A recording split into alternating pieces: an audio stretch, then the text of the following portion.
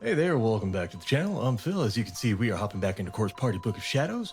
And you can also see that my voice is not matching what's going on the screen. That's because I didn't realize my microphone was off or malfunction. But anyways, we're going to head on with Chapter 2, Demise. Hope you enjoyed. Subscribe if you're new, and peace.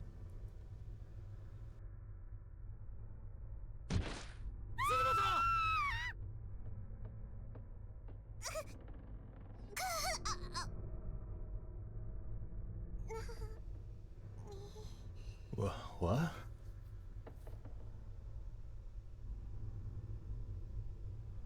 Why was I lying on the ground? My vision was blurred and indistinct. Maybe it was a blow to the head. Maybe it was because of all the tears in my eyes. I've been forced out through the infirmary door and tossed out like a rag doll into the hallway. I could barely breathe and was completely unable to move. I wish I could slip into unconsciousness, but the agony was keeping me in the moment. My abdomen. I put my hand in it without thinking, a sharp pain flew through my palm as well. Looking down, the whole area of my body was soaked with blood and liberally pierced with large pieces of glass, many of them the size of drafting triangles. I was certain some of them must have sliced all the way to my internal organs. Oh God, why? Why was this happening to me? Hey, lady!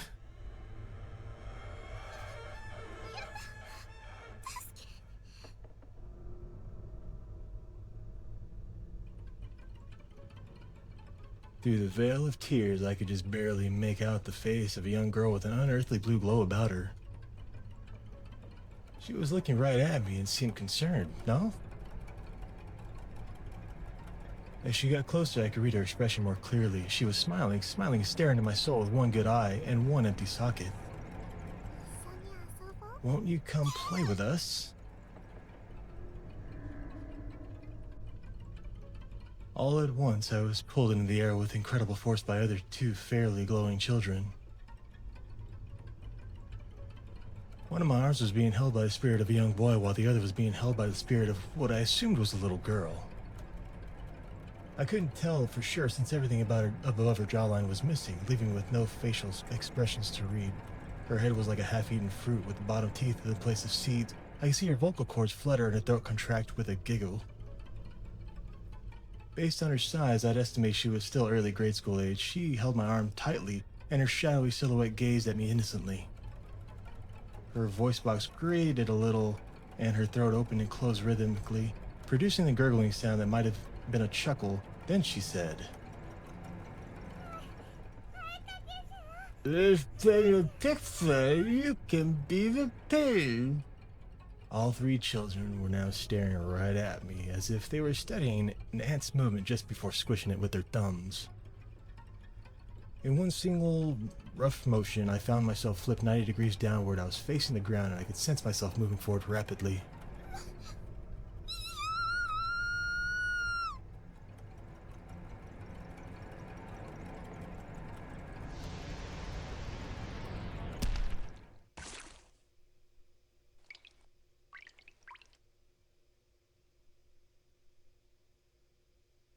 What a strange sensation. I was now staring up at the wall from the floor. There was a large slathering of chunky red bits strewn all over it. Their dull, earthly tones clashed heavily with the wall's worn-out gray hues.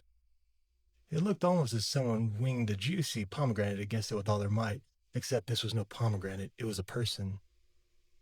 It was me. My limbs were ripped clean off and my belly had burst open in a conglomerate of glistening blood, entrails, and other miscellaneous bodily fluids. The force of the impact was enough to scatter parts of me all the way to the ceiling. I was an unsightly mess of slimy globules of viscera. The smell was intensely foul, but then it was a conglomeration of raw meat after all. Never mind the fact that it was my meat. And I was just a severed head torn off at the neck on impact, staring up at what was left of me in the last few moments of consciousness.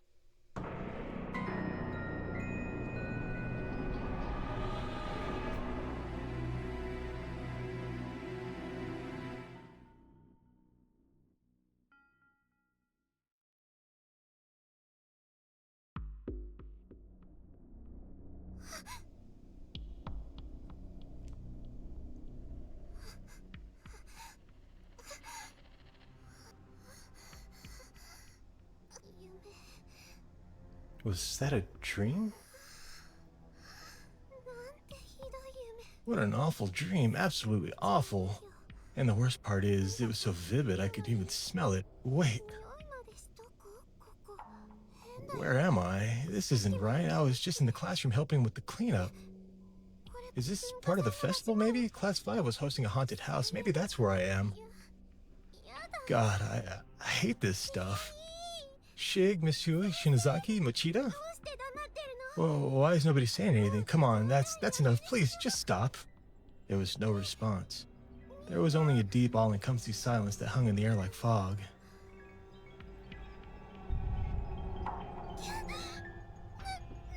Was that an earthquake? This really isn't funny anymore, guys. Despite continuing to plead with my friends, I knew this was reality. I had no choice but to accept it, no matter how much I wished it weren't true. A set place like this, after all, was beyond the abilities of even most professional theater troupe to create. This is no haunted house, is it? So where am I? What happened to me? And where's everyone else? Somebody please save me, Shig.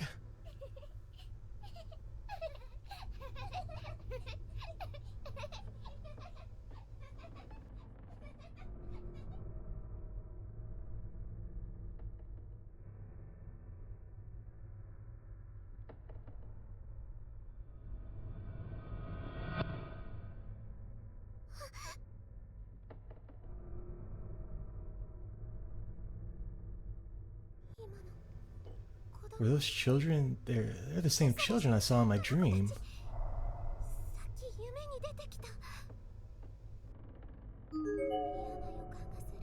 I've got a bad feeling about this room. Like if I enter, I'll be done for.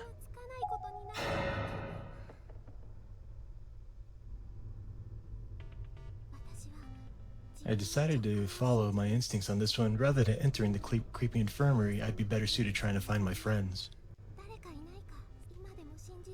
I still couldn't believe I was really in this place, but I was. I was transported somewhere horrible. And if I was here, that meant the others were probably were too.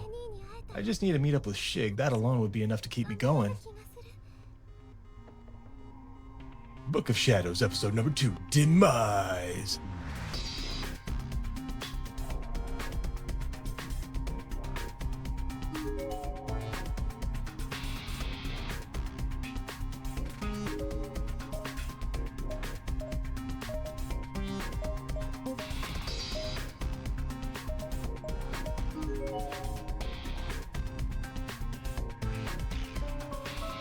There's a large hole in the floor here.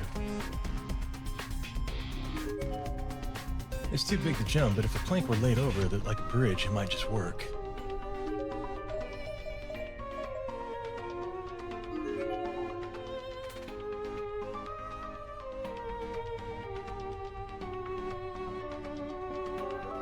The door to the science lab is locked.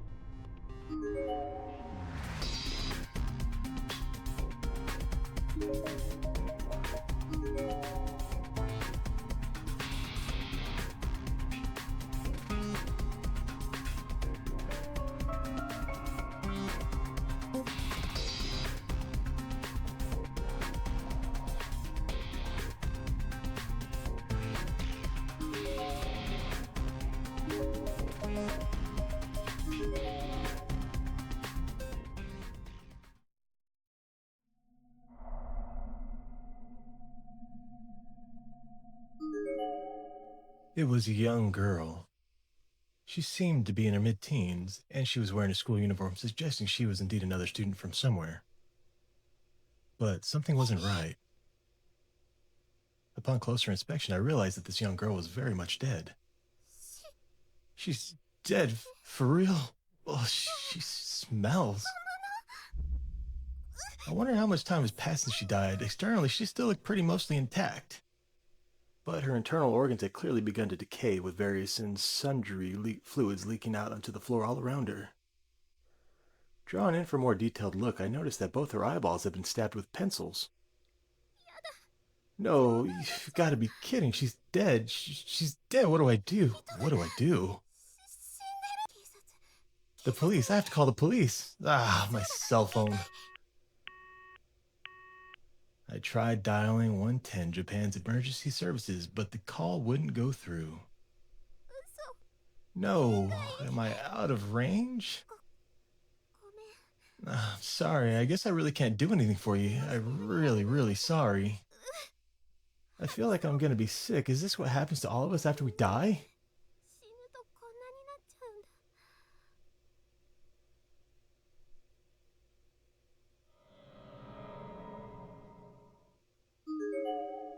There's something written here in chalk. Smells so good. The smell of tasty meat. Where is it coming from?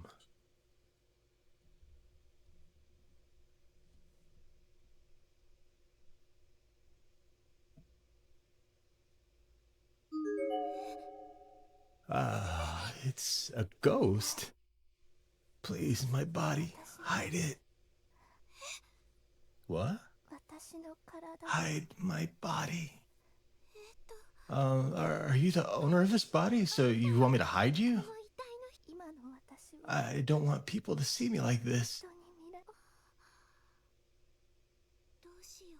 I don't know what to do. Can I help this person? Try to help. I wish I could give you a proper burial, but maybe I could at least find some blanket or something to cover you up with. I'll see what I can do.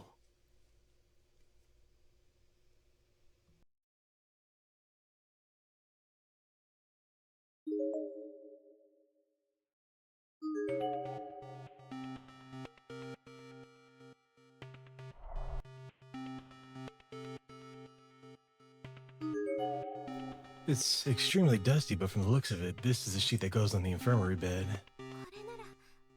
It should be big enough, right? Take the sheet. I rolled up the dusty sheet and put it under my arm and returned to classroom 3A. It's not very clean, but it seems to fully cover you at least. Thank you.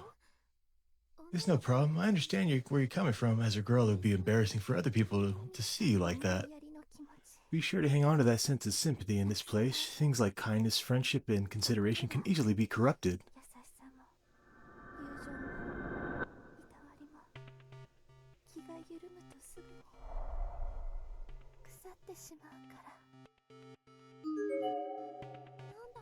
What's this? Looks like some kind of charm. Take the paper charm, baby. Acquired paper charm. Was this a thank you gift from that girl, maybe? I'll have to make sure I put it in the student ID holder so I don't lose it.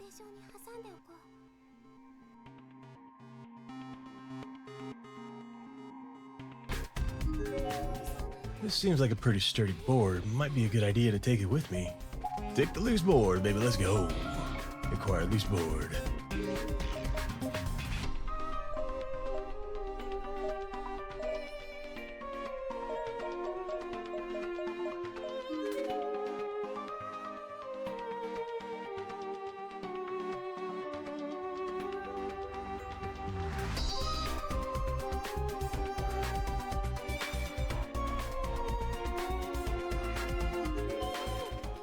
I wonder if I could use this loose board I've found across here. Set that loose board down. Loose board slides nicely over the hole. That's what she said. Seems sturdy enough. I should be able to cross.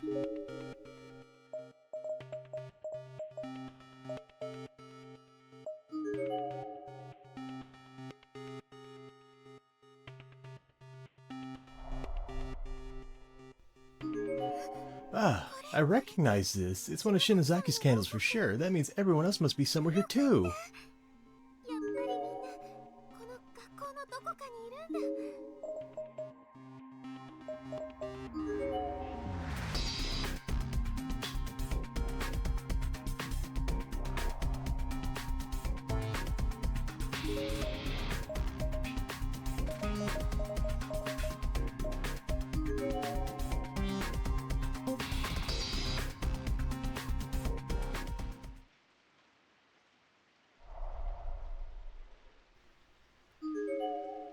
The door's frozen in place as if it's just decoration on the wall. It can't be opened. I can't even jostle it. It's like a solid wall. Something is definitely very wrong here. Unforgivable. I thought we were friends. I hope you die in agony. There are skeletal remains here. Whoever was this must have died a while ago, as bones are already bleached white. Judging by the stature and clothing, this was probably a middle school girl. There was blood-stained box cutter lying in the ground nearby, suggesting a likely cause of death. Student ID name tag attached to the front of her uniform. Momijiwa High School, Hina Hiros.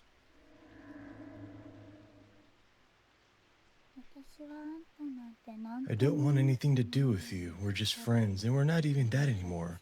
For you to do what you just did because there are no teachers or adults around, it's disgusting, disgusting, positively disgusting. Just die. Just die already.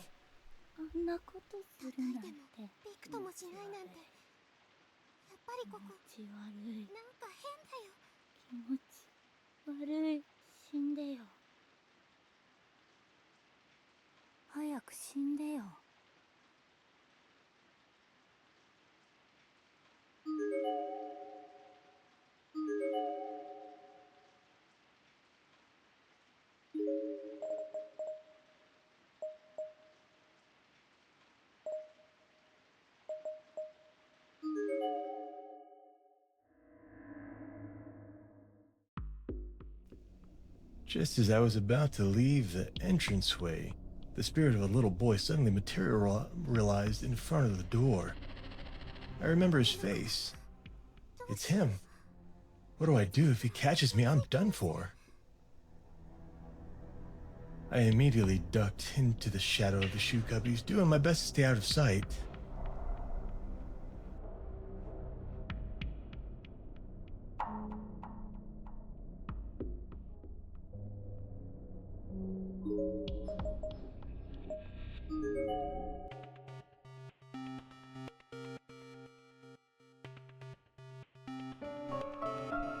Oh look, another large hole. I won't be able to go any further down this hall.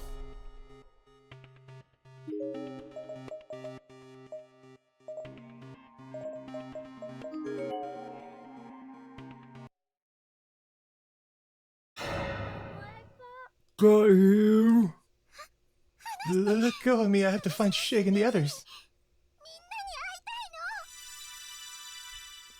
The paper charm I picked up earlier suddenly burst into flames for a split second, and instantaneously turned to ash. My lifeline was gone. Last chance.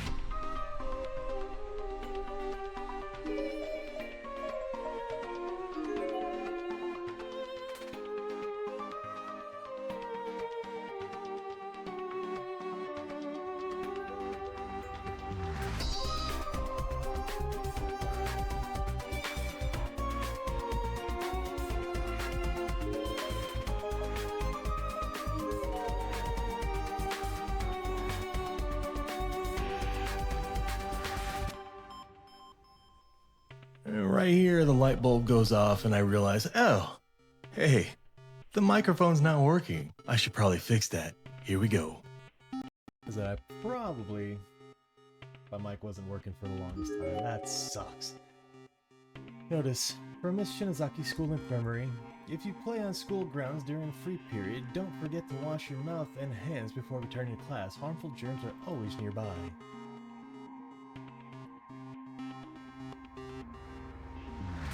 Alright, we'll take a look at you first.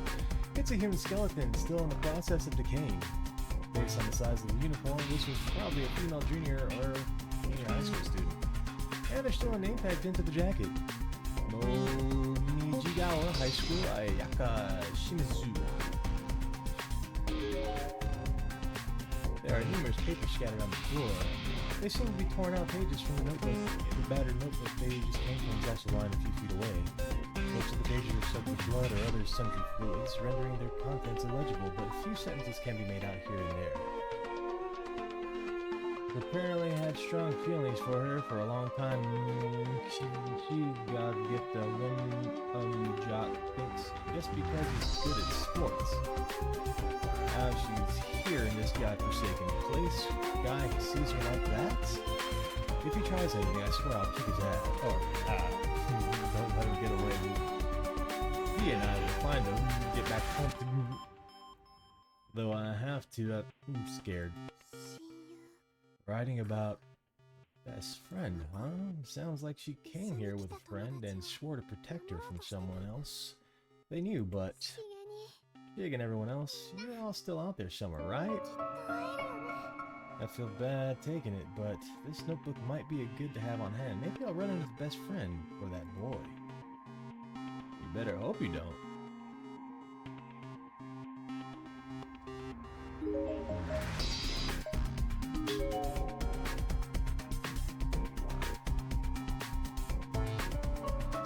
Float across from 1B is frozen in place as it's just a decoration on the wall. Can't be opened.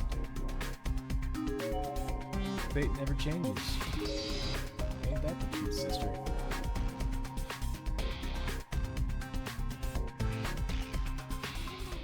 How strange. I feel like I can breathe just a little easier in this room. Maybe Shig and the others have been here. Or maybe that's just wishful thinking. There's something stuck in the broken glass on this cabinet door. It seems to be human hair and skin. Ew. Alright,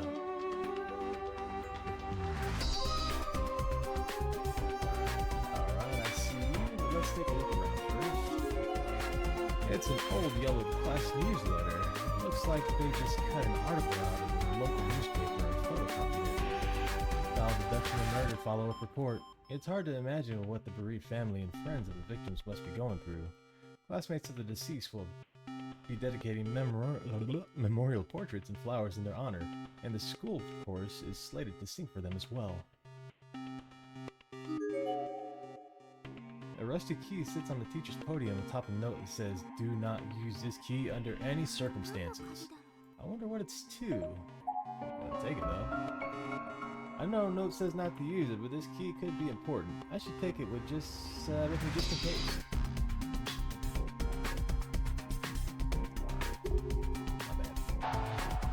My bad.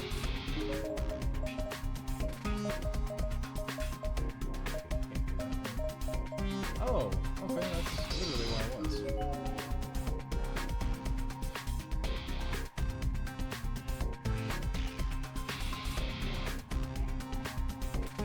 Wear a piano wire, man. That's alright, reference room.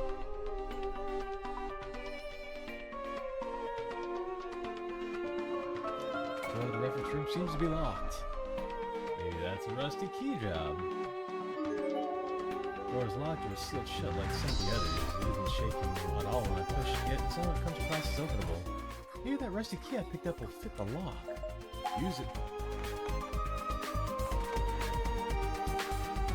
Nope, seems to be the wrong key. Story of my life.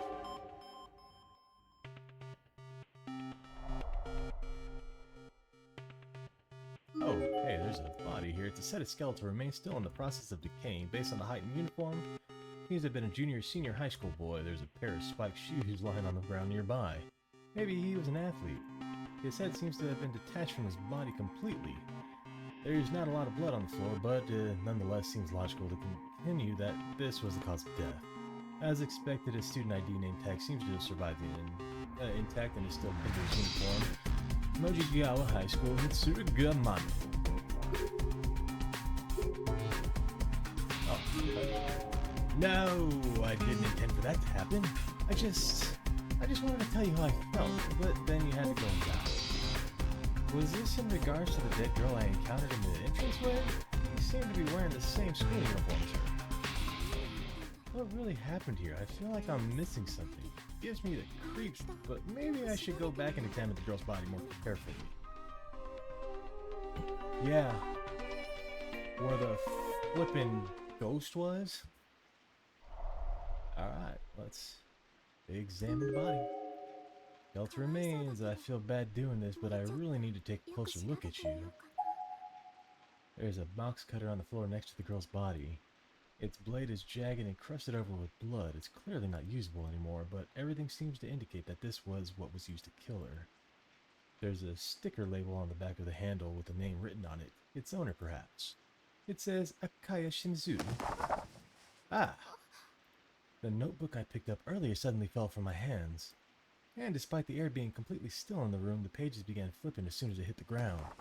Most were blank, but the very last page contained a few hastily scrawled sentences. Hina is mine.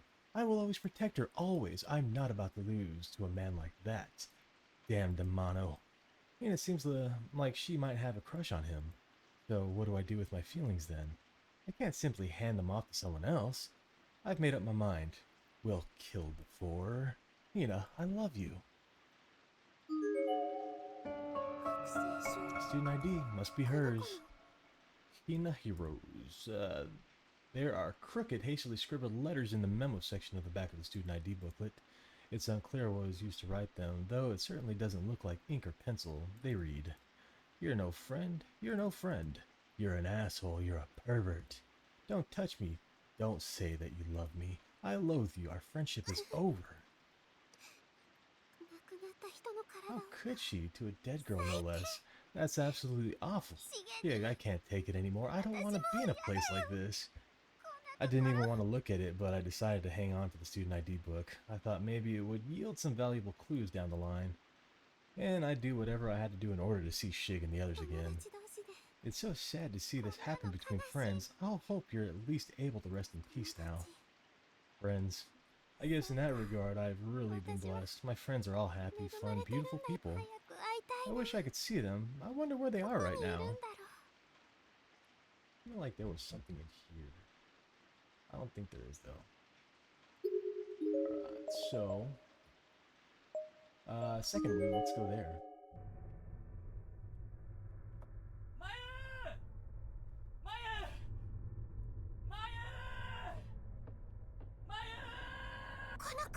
Is that? Can you hear me? If you can, say something. Shig! I'm right here, Shig. Shig, I'm here. Can you hear me? Where are you? Where are you? Wait, Shig, don't leave me. I'm right here. The calls had stopped. The voice was long gone. He must have wandered too far away. Shig, didn't my voice reach you? Was I not loud enough? You can't have got too far, though. Shig, if you can hear me, say something.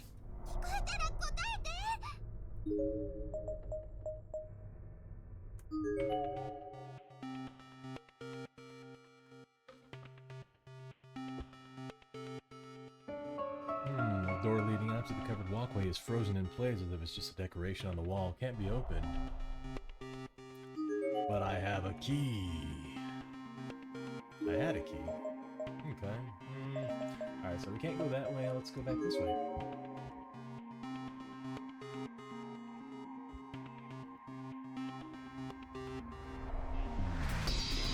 Why do things turn red? I didn't do that.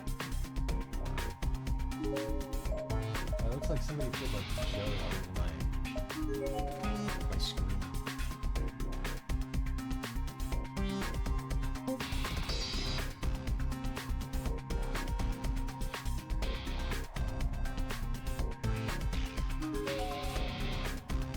Rusty key doesn't fit. Wrong shape. I guess this isn't the place.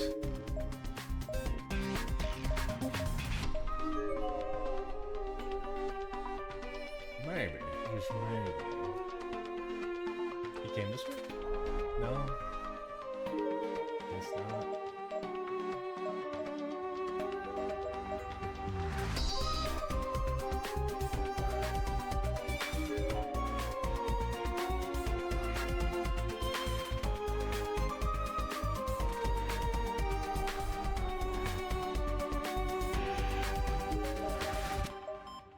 Oh wait, can I...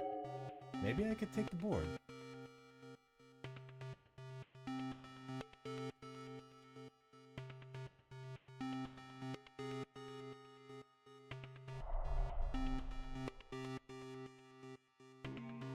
Where's the board?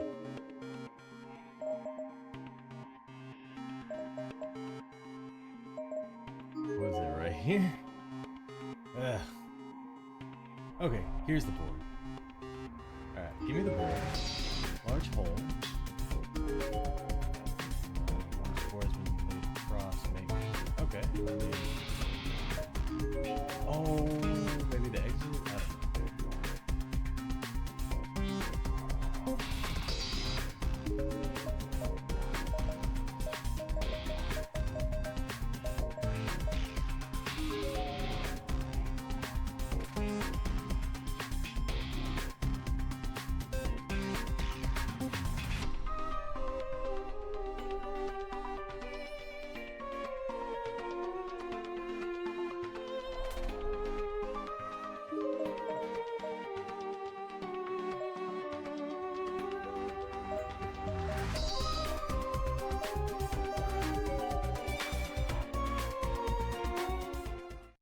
There we go.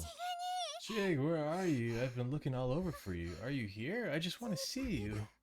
No, stop it, Maya. If you start crying over something like this, imagine how badly Shig would tease you about it later. Oh, another earthquake. The tremors were so intense, I was unable to keep standing. I felt hard on my body and watched as my student ID slipped from my skirt into a hole. The scrap of paper from the Suzuki charm must have shaken loose in the process. It slipped out and shaked its way haphazardly into the floor.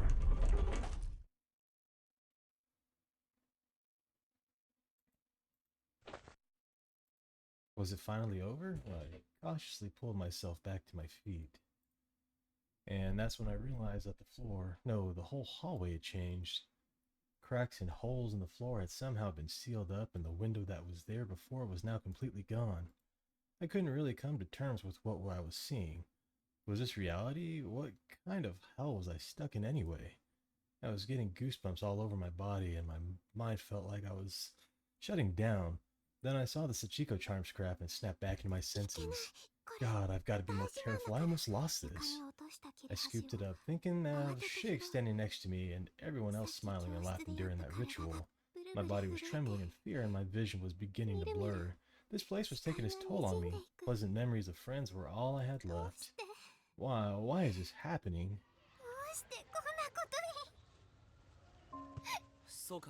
So, in other words, they won't let us use the cultural assembly stage. Unfortunately not. I got his permission to use it on the phone, but I guess that really doesn't do us any good if the advisor in charge isn't on board. Anarchistic nonsense. Not much we can do though. Our own advisor isn't exactly known for his enthusiasm in putting on a show outside of school. Outside of school would have his own problems. And you're content just to leave it like that? The script is already finished, you know? Maybe I should try my hand in negotiation. Just because they're adult doesn't mean they necessarily deserve all the respect platitudes we're expected to give them after all. Go for it. What's so funny? Oh, nothing really. I was just thinking how cute you look when you're mad. Don't be stupid. I'm kidding. Really, I'm just happy you're here to get upset over something like this for me.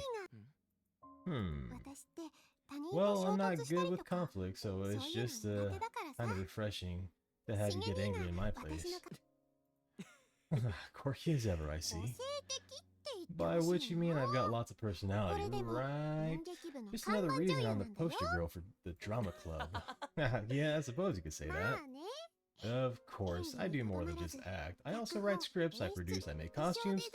It's tough being such a Renaissance woman. You are very strong, Mayu. You're a strong person. Even with things looking down, you always have a smile on your face. And you've always been so mindful of family and friends, much more so than I.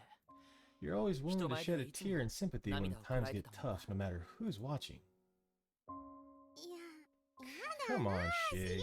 Is that supposed to be some kind of pickup line or something? I mean, you're the one who's always saying I'm unreliable. No, I'm simply speaking from the heart here. There are different kinds of strength in the world after all. Yours is, how do I put this? Yours is bountiful. It's a strength that never falters. No matter what trying times await, no matter how many times you stumble and fall, you're the type that will always get right back up and try again. It's a substantial strength too, substantial enough that even a human being like myself can plainly see it. Well, that's awfully nice of him.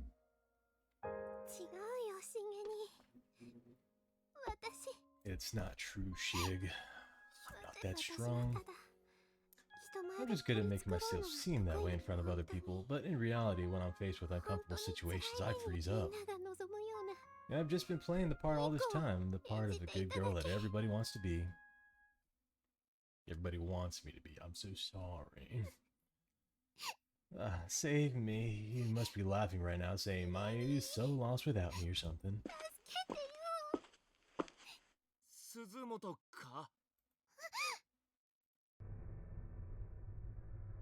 Hey. What happened? Why did I actually hit the button? I'm so glad to see you. Are you okay?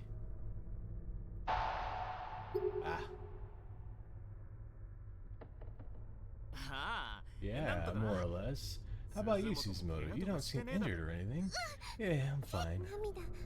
Did he see me crying? Hey, you got a little snot there. It's kind of dirty, but you can use my handkerchief if you want. Oh, thanks, but no thanks. You should save it for that Shinozaki. Huh? Oh, what do you mean?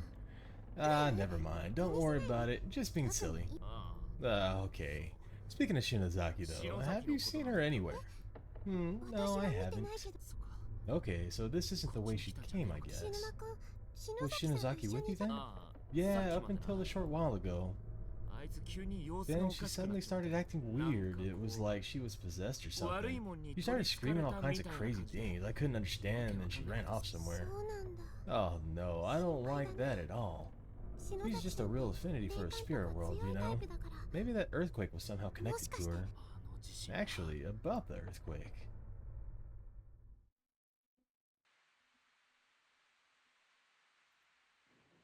Kishinuma sure was taking a sweet time. He went off to search the poolside area by himself, citing the heavy rain as an excuse for me to stay indoors while he gallantly got soaked in my place. I went along with it because I thought it seemed unusually chivalrous coming from someone like him. But he's a rank amateur in matters of the spirit, so I was beginning to worry he'd gotten himself attacked or something. And that worry just started to turn to panic when... No good, I think there's something caught in the grate at the bottom, but I can't find a way of draining the water so I can actually check it out.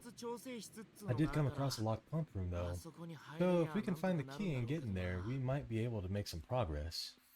Ah, rusty key, I see. That's kind of disappointing. Here I thought we might be onto something, since this whole area was really weird vibe to it. Hey now, aren't you forgetting something? I'm the one who's freezing my ass off after scouting around in the pouring rain. How about a little gratitude? Gratitude? As I recall, you said you'd handle this because it was too dangerous for me, so you brought this on yourself. Well, yeah, I guess, but it's not like it could hurt to thank me. What was that? Nothing? So what do we do now? Well, we can't get up to the second floor, and we can no longer reach the staircase past the entranceway on account of the hall splitting in half. There was that earthquake not long ago. You think that's what split the hall? There's a good possibility, yeah. It happened right around the door to this locker room opened up after all.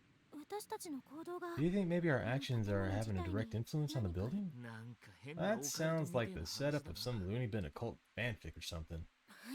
Hey, don't use the word occult like something kind of an insult. It comes from Latin, you know, occultus meaning hidden, and it's primarily used today to describe paranormal studies, which stand in opposition to. Okay, I'm sorry. I shouldn't have said that. Can we save the lecture for another time, please? Believe me, I have a whole new respect for the occult since coming here. I mean, the things that are happening to us sure aren't natural.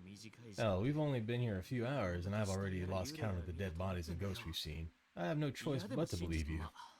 Though, coming from anybody else, all the talk about the other dimensions and spiritual planes and stuff would seem pretty far-fetched even in here. Reality is pretty persuasive, huh? It has a way of forcing you to accept truths that you might have otherwise struggled. No matter how messed up those truths might be. At any rate, I guess we can all we can do now is recheck all the areas we can still get to. Yeah, that's what this game does. Alright. Check the third from the right. That's totally different from what was written here before. It must have some meaning. Third from the right. Third from the right. 1, 2, 3. Upon twisting the handle, a tin shower head above spun slightly, and a small bent piece of wire fell out from onto the ground. This could come in handy.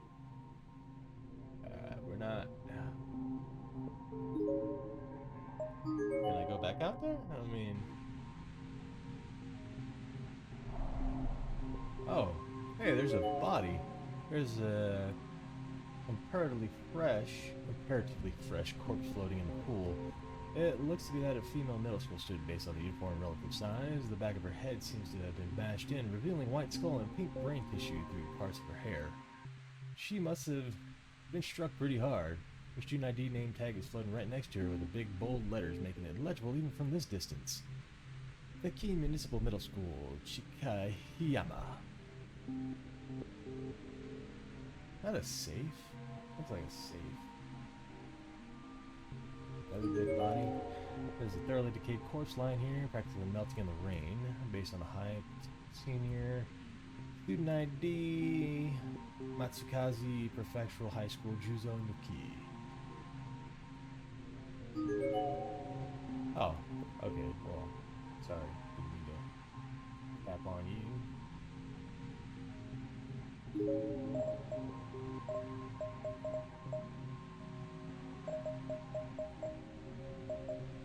Yeah. Alright, so let's go this way, right? I wanna go... I don't think I can go upstairs, but we're just gonna look just in case.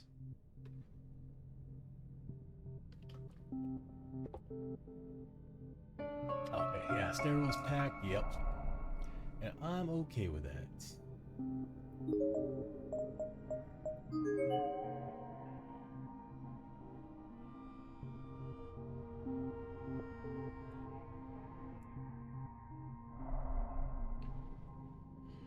Okay, so that body's gone, door's frozen.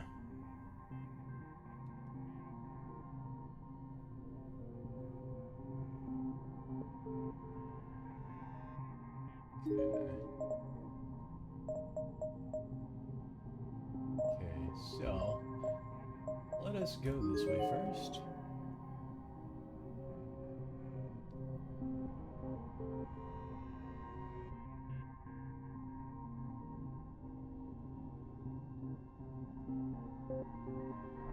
Oh, hey, there's a door there. What's with that? Door's frozen in place, okay.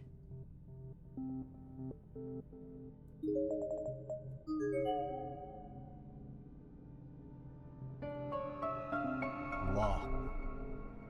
Son of a bisque. I really don't get why they just don't break a window. Like, I've seen those shows on Netflix with schools. It looks very, very easy to break. All I'm saying. There's a red chalk drawn on the board. Looks like kind of a tomato smashed against the wall. Based on the crudely colored shapes and uneven lines, it's likely drawn by an elementary school student. An arrow is pointing to the tomato with a big label written in sloppy letters. Girl goes splat. Oh, man. Okay, can't read that. That's interesting. You did. You definitely did. Fully fossilized remains of yet another student. This one seems particularly small. It's probably in the 5th or 6th grade at the most. There's a name tag. Renaissance Elementary, Takashi Hanada. Make sure you don't meet his gaze or your soul will be broken. Noted.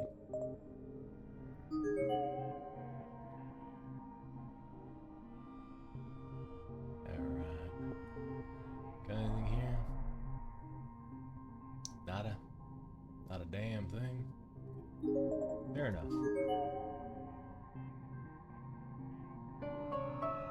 Door to custodian's closet is frozen. Frozen. Just let it go, man. Let it go. Okay, so we'll go this way. Second wing. We'll go second wing. Bro, I made some wings the other day, and they were pretty amazing. I air fried them, and then I sauced them, and then I put them back in the air fryer. Mwah, chef's kiss. There's a large hole in the floor. Damn it. Okay.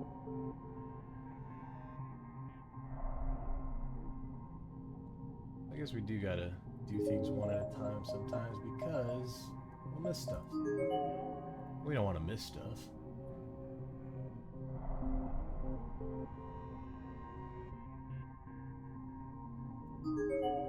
Door's locked. Oh, maybe I can use that wire to pick the lock. Right. Alright, time for the Grand Lockpick Championship. You kind of seem like a cat burglar right now. It's more like a jailbreak than a burgle. In our case, all we're trying to do is get the hell out of here. The door seems to have been successfully unlocked. You did it!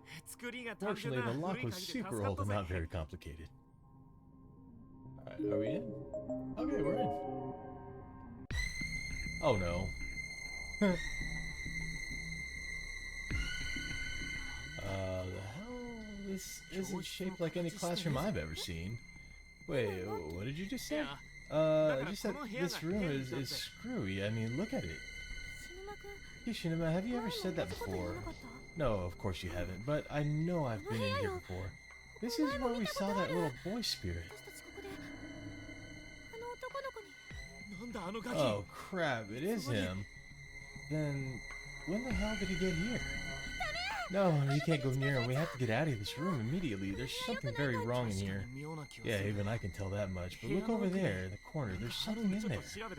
I'm gonna go check it out. You stay here, and if things start to get out of hand, you just forget about me and make a break for it, okay? Who put you in charge? Fine, go if you want. Just be careful, and whatever you do, make sure you don't look that kid's eyes. Don't worry about me. I'll be fine. Alright. Some sort of pulling mechanism. Its exact purpose is unknown, but there's a large, conspicuous lever attached to it. Probably couldn't hurt to pull it, right? Pull the lever, punk. Lever slides down easily. Let's go, baby. Oh, hell. What was that? That do anything? I don't know. Just get back here. With pleasure. Let's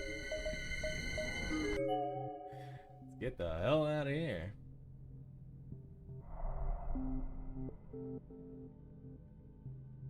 Okay. Was this it?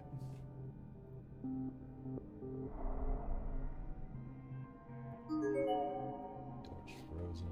Okay.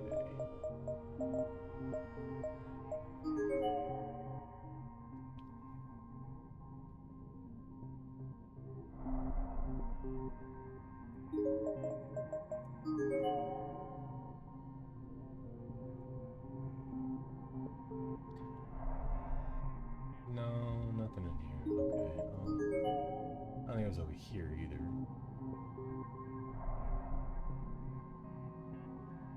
I wish I knew where it was. Hopefully it's this. Oh, hell yeah. Let's go. The lever appears to have opened a trap door on the wall. Just wide enough for a person to fit through. Looks like this goes somewhere. I don't like it though. It gives me the creeps even more than the pool or that classroom. Yeah, but there's a chance it might lead outside. Let's go. Alright, I'll go first. Make sure it's safe. You wait here. No way I'm letting you go by yourself when it comes to ghosts and curses. You're about as clueless as they come. Oh wow, this is a nice room. It's a real nice room actually. Can we just stay in here? Yeah, it's an old space heater. Unfortunately, without fuel, there's no way to light it. Oh, I didn't realize that was the same spot. Sorry. What are you? It's a small chest of some sort. What the heck is this? Take you? It's a small, finely detailed accessory case made from tortoiseshell. Oh, that's kind of cool, but messed up. Its design is long outdated, but the quality of the craftsmanship suggests it must have been very expensive back in its day. Slightly shaken, it produces a loud, distinct rattle. There's definitely something in there. Based on the sound and the light weight of this thing, it's got to be really tiny. Not sure if we'll need whatever it is, but we might as well take it with us just in case. Huh? A noise from inside the closet. Turning the dials accomplishes nothing without electricity. It's just a box. But wasn't the sound of the TV static audible from the hall only a few moments ago?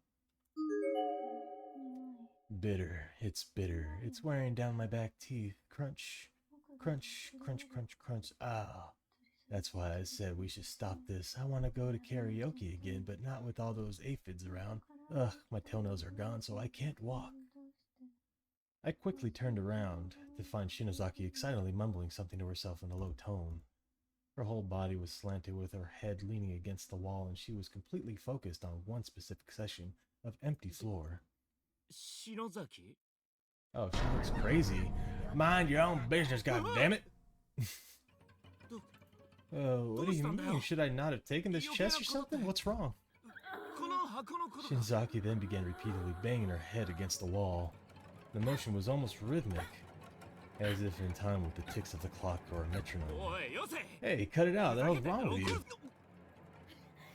Always, you always do this. What was it you said? Because we're friends? Well, I can't take care of myself. What's with that look? You just hold on a second. Ugh, my throat is burning up. Oh, it stinks. It's rancid. I have to run. Why would you do this to me? You're my sister. Well, you can die too. Huh? After stumbling around almost drunkenly for the past few moments, Shinozaki suddenly took off running.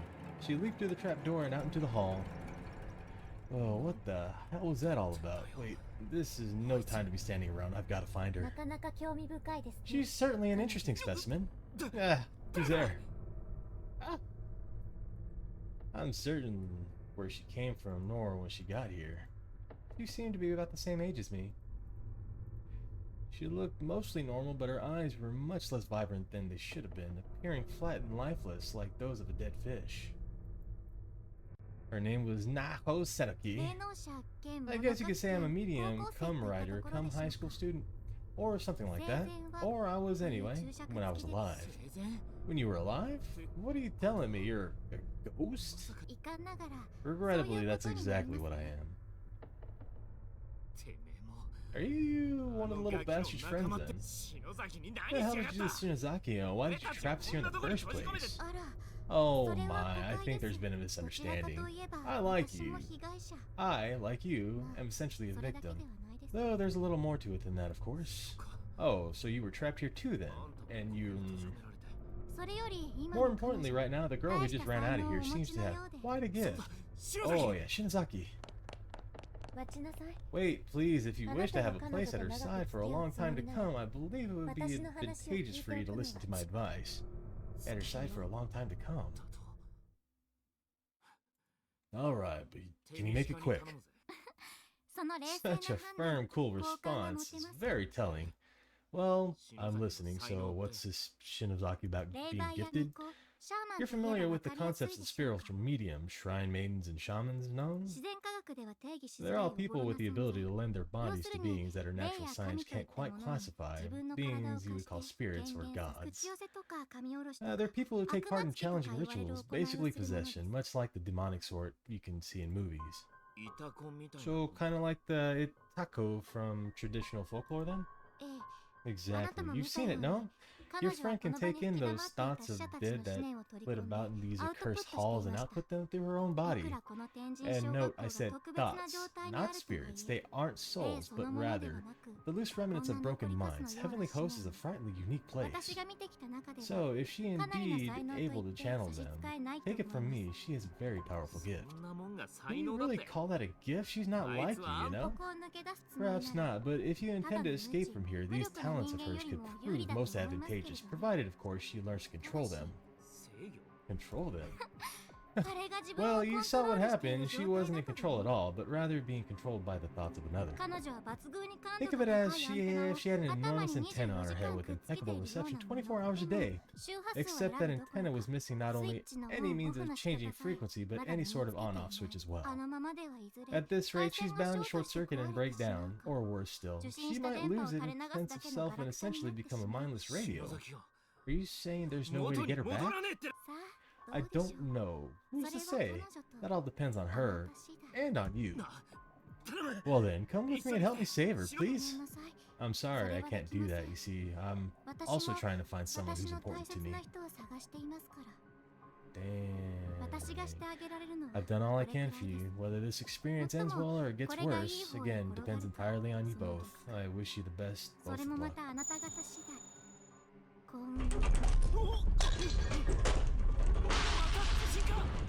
Oh, another one?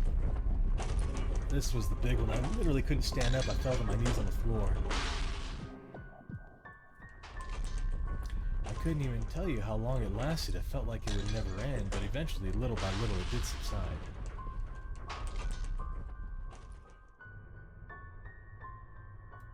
I stood back and I surveyed the surroundings, but as expected, the ghost of the girl was nowhere to be seen anymore. And this particularly quake felt like it shook the very foundation of the entire building. Shinozaki was all I had on my mind. He was in serious danger. I just don't know what the hell is going on anymore. But if there's one thing I do know, it's that I have to be there for her, no matter what.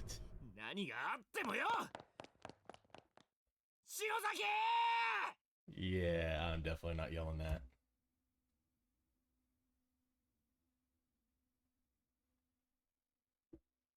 Alright, where are we going now? You know what really pisses me off though? That she kept talking to me as if I were totally ignorant about psychic phenomena. Like a complete dimwit. But look at what happened to her. Too gifted for her own good if you ask me. Wow, sounds like you and Shinozaki have had a pretty rough time in here too. Well, you seem to have done pretty well for being by yourself. Shouldn't Morshi have been with you though? Yeah, but he's not. I've been trying to find him. Ah, well, considering how cool and collected he is, I'm sure he's fine, wherever he is. I mean, if he sees the ghost, he'll probably just furrow his brow and be all like, you remind me of Shakespeare Sonic or something, you know? And since you and I ran into one another already, I know you'll find him sooner or later. Yeah, you're probably right. They'll all come across him eventually. So I guess there are a lot of places to look now that the hallways are back in one piece again. But there are two of us, and two pairs of eyes are better than one. There we go. That's more like it. The Suzimoto we all know and love. Okay then, let's give it everything we got and find our friends. You bet. I know you're somewhere nearby, and that's enough to keep me going. I will find you, I swear. But before we set off, I call bathroom break. Oh, seriously? Sorry, I've been so scared and nervous since we got here. I guess it's taken a toll on my stomach. I get this way before production sometimes too. Fair enough. Yes, we'll keep an eye out for a restroom on our way then.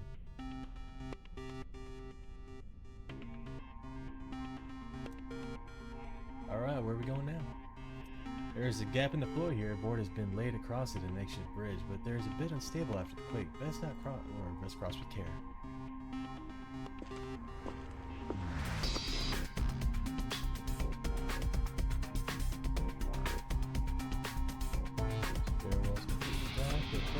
Unfortunately, that last earthquake seems to have knocked many of them loose. With two people working in tandem, it shouldn't take very long to clear a path. What do we do with all these desks, Ishinoma? We could just climb over them with little effort, but they might come crashing down if we make a wrong move. Yeah, let's move them out of the way.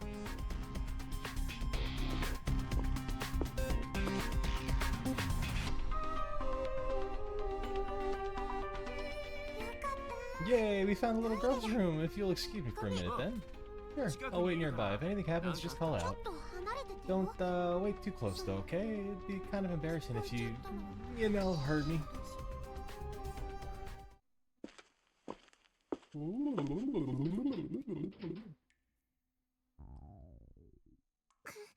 I guess my stomach must be in pretty bad shape. Almost there.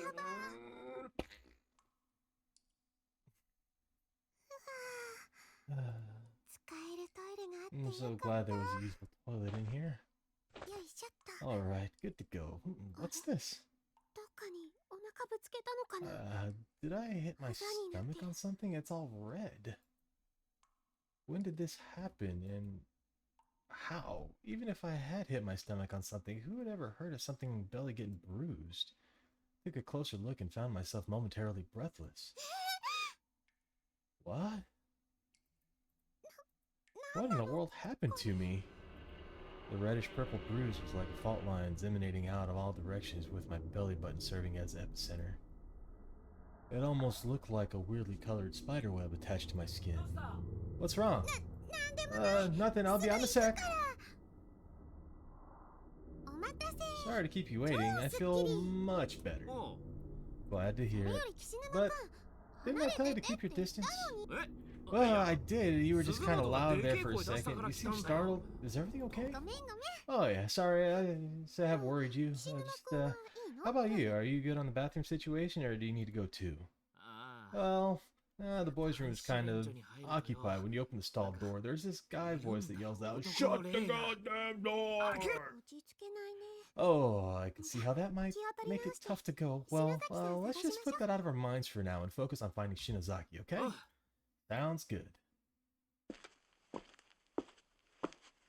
Alright. Why am I not saying anything about the bruise on my stomach? Is it because I'd be too embarrassed to show it to a boy? Nah, that's not it. My mind was racing with the worst case scenarios popping into my head one after another. I kept hoping this was all in my imagination, all nothing but nightmare. But it sure felt real, and that was the scariest thing of all. Maybe I was sick, maybe I needed to go to the hospital. I couldn't stand all this uncertainty.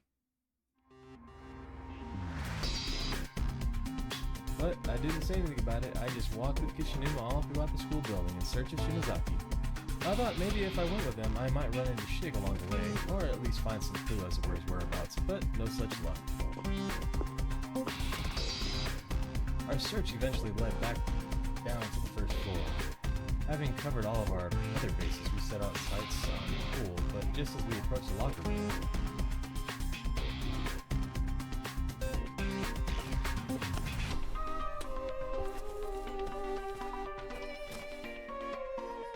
hey, did you hear that? Yeah, it came from in there.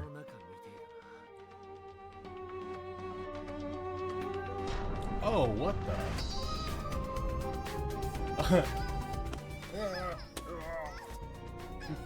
A girl who looked to be around middle school age had been laid flat on the floor.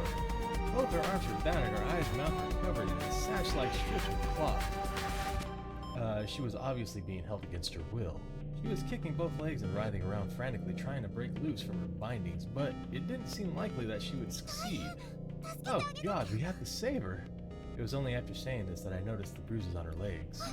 Ah, those weird markings look an awful lot like the ones on my stomach, or am I just paranoid?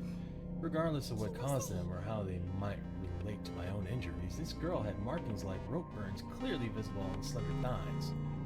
They were peculiar bruises that looked almost like letters, as if they signified something that was just beyond our ability to decipher. Hey, Earth the Susimoto! Ah, sorry. Hang in there. We're gonna loosen those bindings right now. Wait, stop. Take a closer look. This isn't gonna be so easy. She would grab my arm to hold me back. I was a bit confused, but did as he suggested, and it didn't take long to see the problem. The strips of cloth holding this girl to the floor actually seemed to be rolls of gauze, and whoever bound her up like this really did a number. The gauze was stretched haphazardly across the room's furnishings. Several strands of it were then projected upward to the top of the nearest cubby at the shelf, where they were wrapped around the neck of the plaster bust. And from there, they extended up to the ceiling, where they were wrapped tightly around the handle of the bucket suspended in the air, suspended right above the girl. In other words, if we pulled any bandages the wrong way or moved the desk, the plaster bust might fall, and if that happened, the bucket would spill right onto her. I wonder what the hell is in there. Maybe it's nothing. But what if it's not? Help! The girl was thrashing wildly, unable to move and see, too scared to call out. Sadly, this wasn't helping at all. It only served to pull the plaster bust closer and closer to the edge of the shelf. It was impossible to say whether she had any inkling of the threat that loomed literally right above her head. It seemed increasingly like that this was the intent behind the trap. If the victim attempted to escape, she would only wind up killing herself. Whoa, what do we do? What can we do? Don't panic, we just need to find some way of getting that bucket down from the ceiling.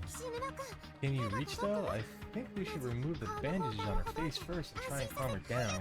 Either way, there's no time to lose. We have to do something, and we have to do it now.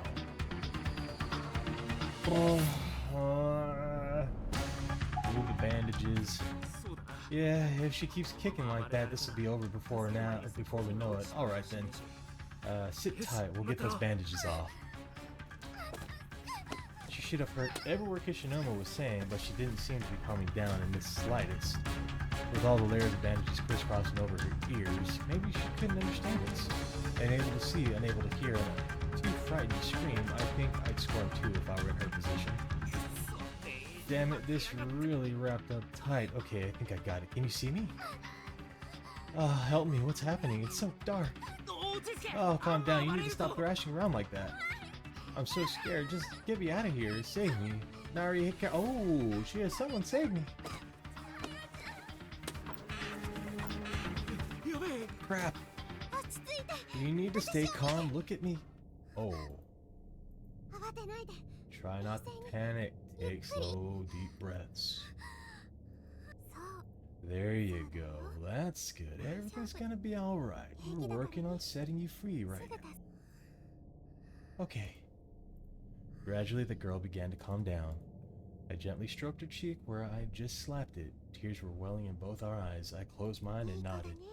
Good girl. You just need to hang in there just a little longer. We'll have you out really soon. As long as you hold still, there's nothing to be afraid of.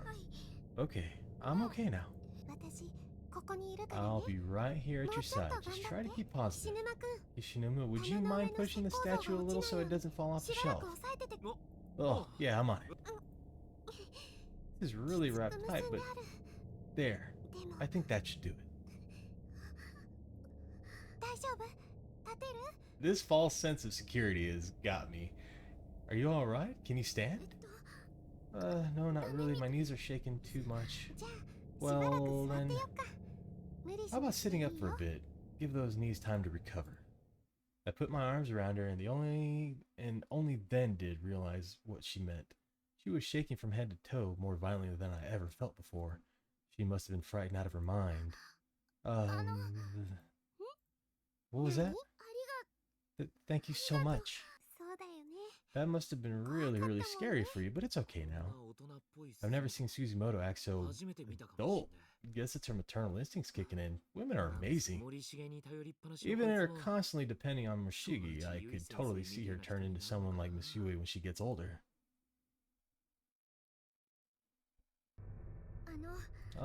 Thank you both so much for what you've done. You saved my life. I'm just glad you're alright. Never expected someone to tell me I saved their life, and I mean literally, that's for sure. My name is Nana Ogasari. I'm a 7th grader at the Mushigawa Girls Junior High School. I'm Mai Suzimoto. It's nice to meet you. And that delinquent-looking fellow is Yoshiki Kishinuma. Oh, come on. What kind of introduction is that? I think you've been hanging out with Morshigi too much. Hard to believe you're a 7th grader, though that means you're 1 year below Satoshi's sister. Yet you're so much taller and you seem so with it. I guess Yuka must be in this school somewhere too, huh? I hope she didn't get herself separated from Mochida. Kishinuma and Suzimoto, are you two searching for your friends as well? Yeah, 5 friends from class, 1 homeroom TA, and 1 classmate's little sister. We're not sure exactly what's going on in here just yet, but I guess they're trying to find us too. I see, I've been separated from my friends as well and wound up the way you found me, while I was looking for them. Yeah, what the hell kind of sicko did that to you anyway? I really don't know. I was just wandering around trying to find Nari and the others when someone reached out from behind me and covered my eyes. Whoever it was incredibly strong. I really couldn't fight back. If I had to guess, I'd say it was probably a really big man. A really big man, huh? Any ideas, Suzimoto? I mean, the only living person I've met here so far, Kishinuma and this girl. Guess there's more to worry about here than just lost souls, that ghost brat. Nana suddenly planted both arms firmly at her side, shrunk into herself, and began shaking again. She was probably thinking about what had happened to her. I don't think we need to talk about that right now, Kishinuma. What? Oh, sorry. I think I'm gonna take our new friend to the pool for a moment. Will you wait here, please? What? Let's go. It's raining outside, so there's clean water, you know? Ah, okay. Now, wait just a minute. It's dangerous out there. If you're thirsty, I'll gather some rainwater and bring it back for you. Wait right here. You're gonna wait for us to come back. Understood? If anything happens, we'll call for you. I promise. Alright already. Just be careful, okay?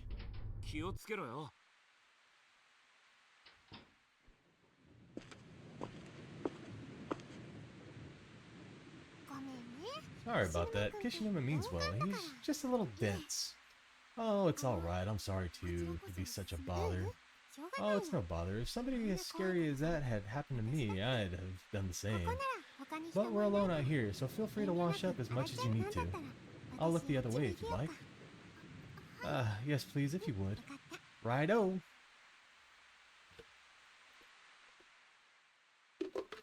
I walked over to the wall where the roof's overhang offered some protection from the rain and waited for Nana to finish up.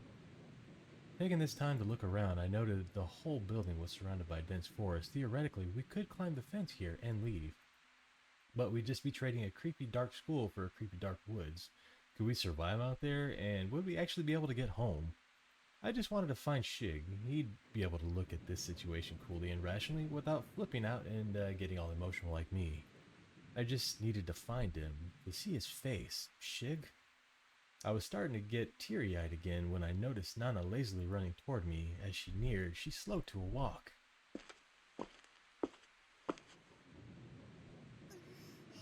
It's cold. Your body heat will dry you off in no time, and we can spray on a little perfume too. We were both completely soaked from head to toe, but I was confident we'd dry off quickly enough once we got back inside the school building. And since I happened to have travel fragrance in my pouch, I took it out and spritzed a little around Nana's skirt. Oh, I think I know this scent. It's Rosie's Sunlight Yellow, right? Bingo, it's my current favorite fragrance. I like it a lot too. My allowance is pretty small though, so I'm using a cheaper one right now. Well, once we make it out of here, I'll gladly share mine with you. Really? That's so kind of you. I'll make sure to wear some at our next drama club performance. It'll be my first time on stage, so I'm sure I'll need it. You're in drama club? Wow, I'm actually in our high school drama club myself. You are? I'll bet you're an actress. Well, I do act, but I also write scripts and make costumes. We don't have a lot of members, but I don't mind. I love everything about stage drama. That's amazing. You can do all that?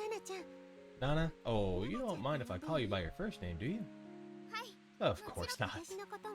You're welcome to call me Mayu, too. Anyway, you're really an amazing figure. I'd love it if you'd let me make some clothes for you sometime. Oh, wow, would you? Though there are probably much slimmer girls out there that your talents would be better suited to. Like my old friend Nari, she's practically a jewel. She's so pretty. And my friend Chiha is super cute, like a princess. Well, let's find those friends of yours, then I'll go back.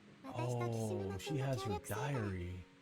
Okay, so yeah, let's find those friends of yours and go back together. Kishinoma and I will be glad to help you in your search if you help us in ours.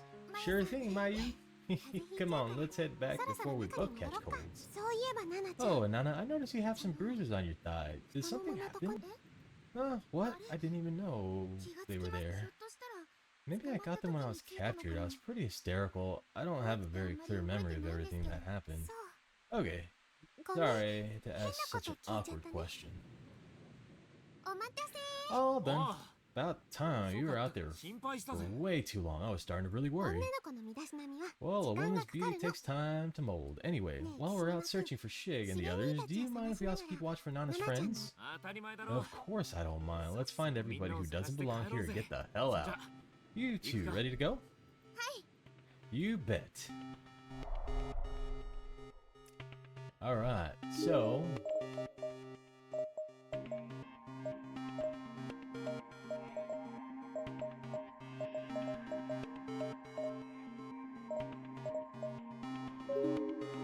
what do I have? Inventory, let's see. Got rusty key. Okay, I got a rusty key.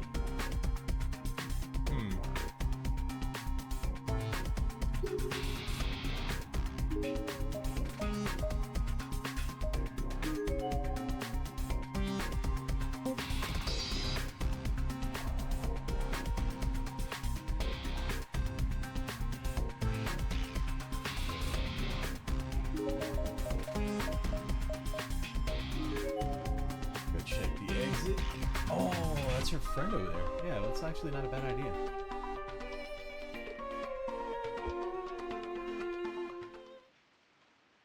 Damn. These are like long episodes, man. We've been playing for like an hour and a half.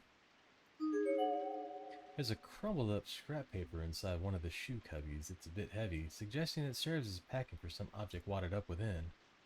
Unraveling it reveals a small pile of long, whitish, stubby objects that at first seem like they may be candles or something, but in actuality... these fingers, as in human fingers. 10 in total, every finger from unfortunately, victims' hands. The blood was still very much wet, too, indicating that not much time has passed since the digits were severed. Wet soil was lodged under each fingernail, and faint remnants of color here and there further indicated that the owner of these fingertips had painted nails. These nails. Nana? It's probably nothing, don't worry.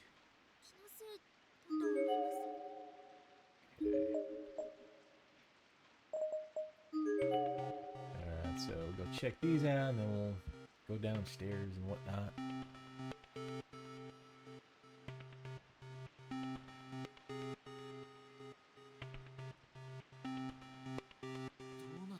I don't get it. When Shinozaki and I came in here before, this room was different. It's partially decomposed corpse. Middle school student. Back of his head seems to be completely smashed in. Actually, was probably killed from behind with a blunt object. Student ID, Taki Municipal Middle School, Teru Akai. Something all over every one of these shells. It's like someone emptied out buckets full of small black beans. On closer inspection, they seem to be dead flies, hundreds upon hundreds of them. What do we got? Let's see, what's this? It looks like someone used a shard of glass or something to carve a message in the podium. To any and all between middle school students. I'm okay. I'm gonna go find Hugo. If you're reading...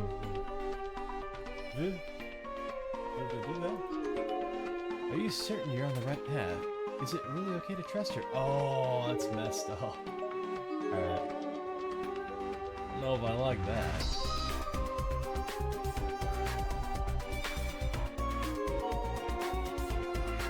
Alright, maybe a key we found. Use rusty key, baby.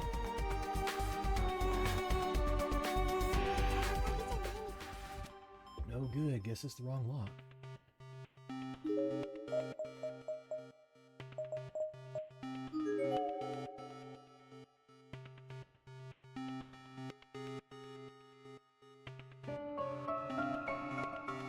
Frozen in place, alright. Story of my life. Ah, come on.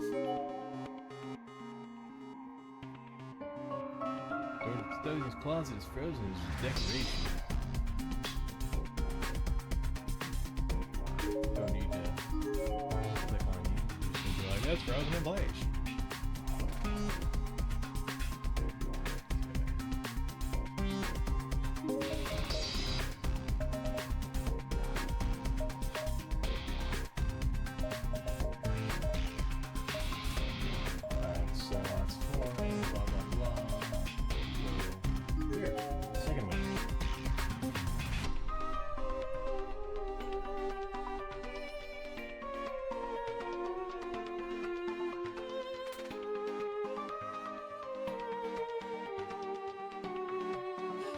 Hey, Kishinuma, what's that?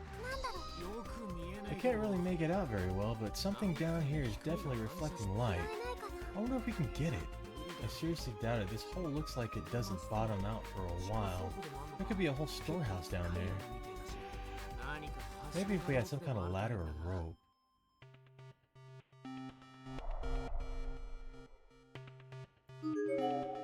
Bonus gap, okay. Alright, so we can't go there.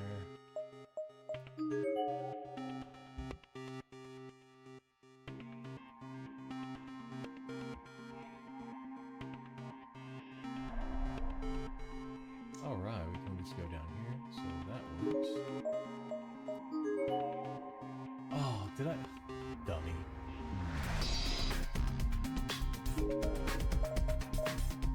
Oh wait, no, we're good. Okay, great.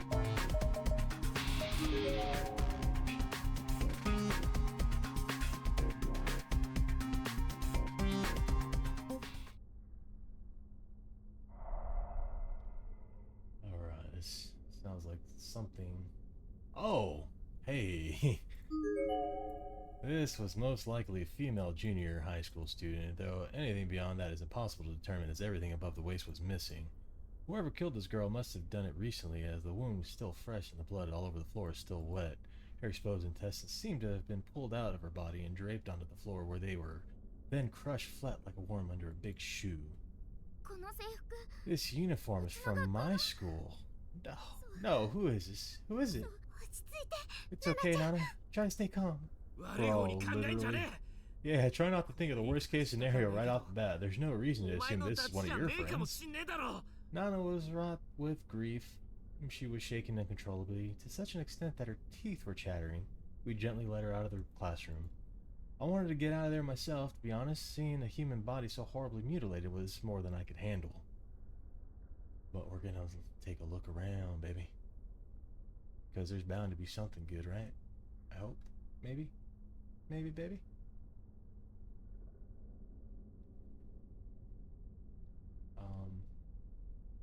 Anything?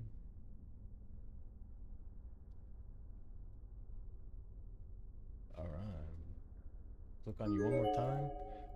Partially hidden in the body. Okay, so probably best to make sure Nana never sees this. Wrong button.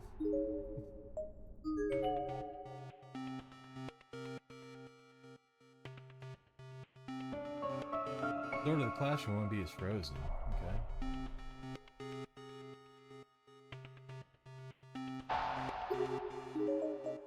Wait, what? Oh, darkening. Oh, that shows. Is that how much progress I've made in this chapter? Because that's 41. That's crazy.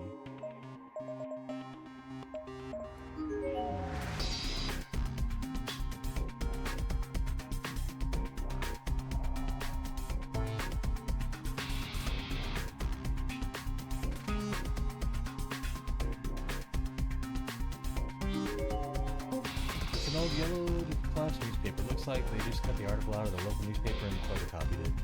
All the deduction and murder followed before. It's hard to imagine what the bereaved family and friends think of going through. Classmates of the deceased will be dedicated a memorial portraits and followers in their honor, and flowers in their honor, and the school chorus is slated. Okay, so we've read that before. That's not a big deal.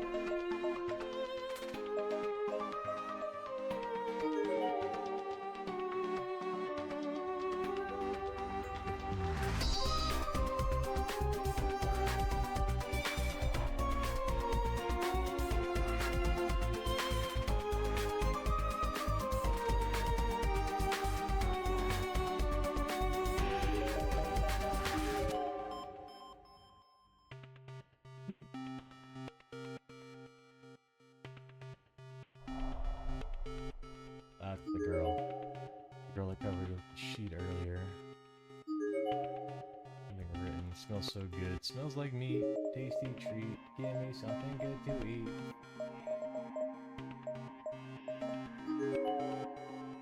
Oh, the nurse's office.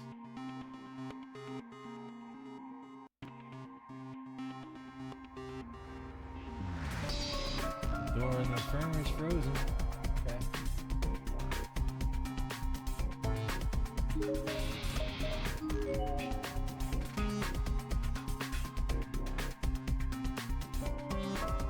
Locked up tight. Maybe the key, I mean we can use it, but I don't think it's gonna do anything because it didn't do it last time, I think. No good. Okay.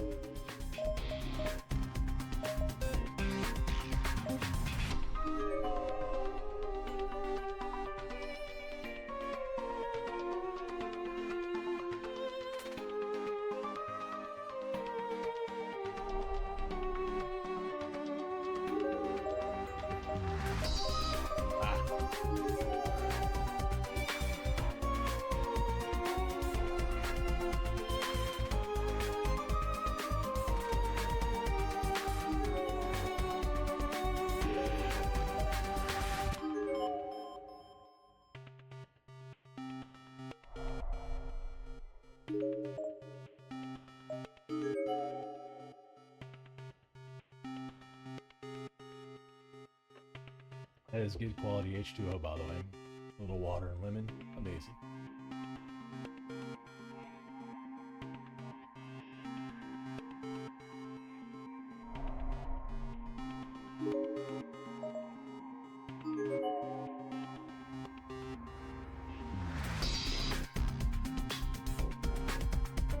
Whoa, completely boarded up. It won't be possible to get inside.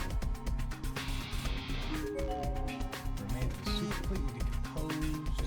Probably senior. Deep scratches on the ground nearby with several fingernails and even a few teeth adorning them, indicating the ferocity of your struggles. There's also student ID. That's Sakazi Prefectural High School Arena, Sakai. Completely boarded up. Use the ladies' room.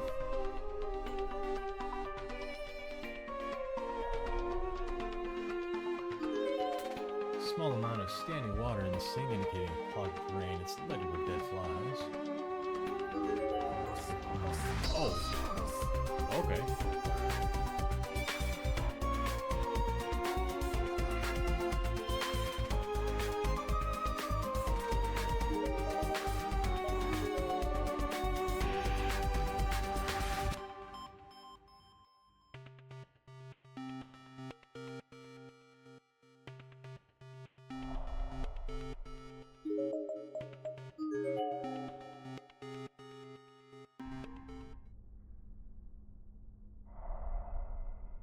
Oh wow.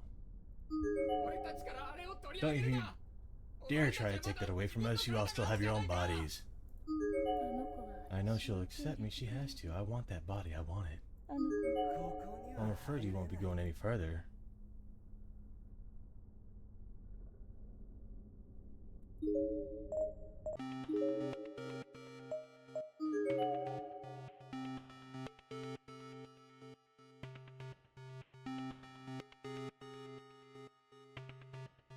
Okay. Be able to grab these bad boys. It's the gauze bandages that were used to tie up Nana. Maybe we can use these as makeshift rope. Take them. I gathered up the loose bandages and handed them to Kishinuma. Kishinuma then immediately pulled them taut in a few places to test their tensile strength. There's definitely enough here to work with, and that's as long as we fold it over enough times. I don't think there'd be any risk to it tearing. There are two strips too, we could probably twist them together and in the end the result should be about as sturdy as a real rope. And so we folded both strips of gauze in half and then we twisted the two double ply strips together to form something that resembled a braid. I'd do something similar to this once before in making a rope like decorations for the theater costume, so it didn't prove to be particularly difficult. It almost felt like rope making 101. In 10 minutes time, presto, we had to do-it-yourself rope in our hands. Granted, it was pretty flimsy compared to the resin ropes you might buy at home, at a home center, but it seemed like it would hold one person's weight just fine.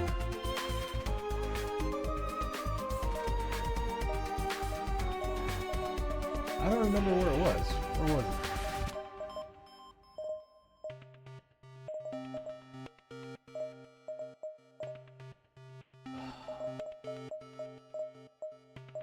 I don't remember. I guess we'll...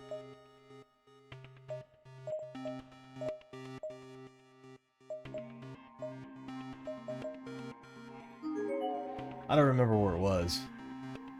So bear with me, we might have to transition.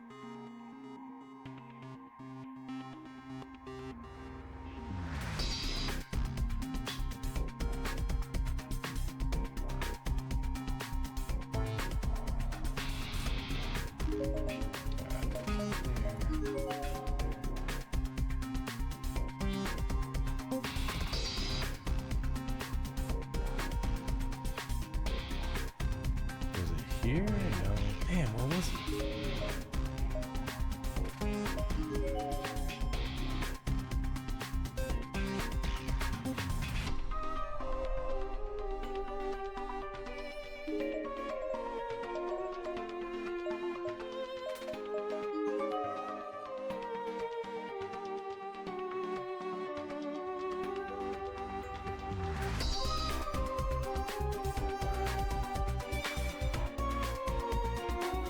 With our handy-dandy rope, one of us should be able to get down into that hole and fish out whatever that glinting thing is, no?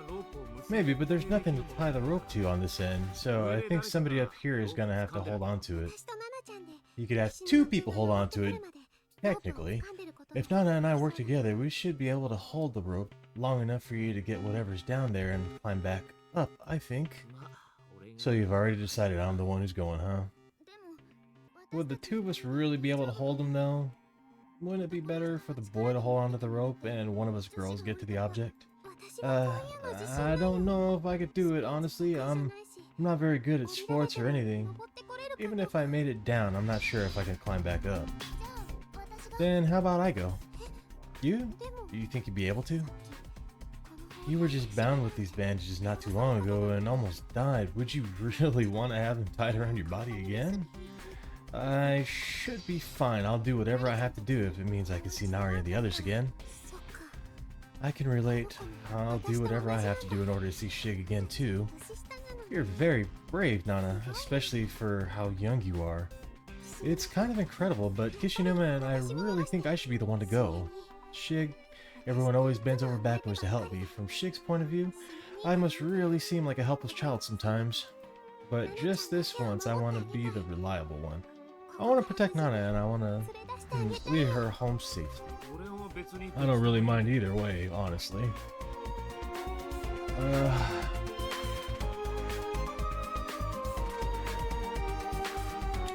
Alright, we're gonna send you. Okay, that should do it. Isn't it a little tight? It's hurting my stomach. Better than slipping out and falling, isn't it? Yeah, that's true. Alright, lower me down slowly, okay? Please be careful, Mayu. I tied some knots at regular intervals to help make it easier for you to climb up at. That sounds great. Thank you, Nana. Oh, shoot, man. I think I made the wrong decision. I don't think they can hold me, though. And there we go. I made it! Everything okay? How's it look down there? It's kind of dark and there's really nasty smell.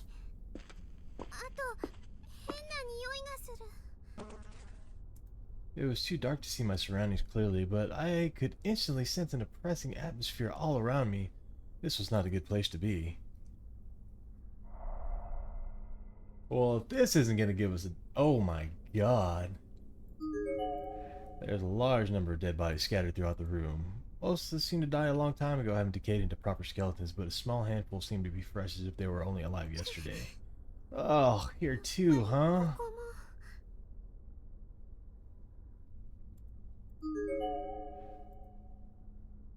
Alright, where's this glinting thing? Large number of bodies. Just gotta click them all?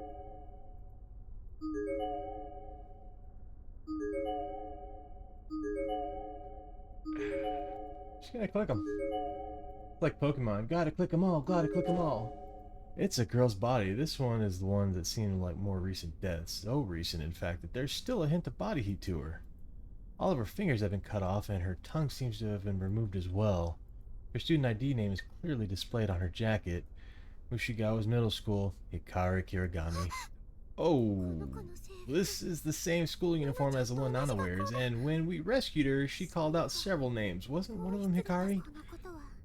I don't think I can bring myself to tell Nana about this. There's something on the ground next to Hikari's body, reflecting what little light there is down here. Is this what we saw from above? Small glass bottle filled to about 2/3 with a clear liquid. Wonder what this is. Looks like it could be water. Haven't acquired an item we sought, and not wanting to stay down in this hole even a moment longer than I had to, I gave the rope a triumphant tug. Kishinoma, I got it! Nice going, Suzumoto. Now get the hell out of there, or do you want me to pull you up? No, I should be fine. It's not even 10 meters deep down here. I can climb it.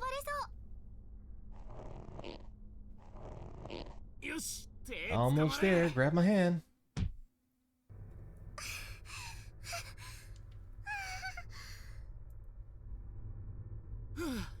Ooh, nice job on climbing out of there.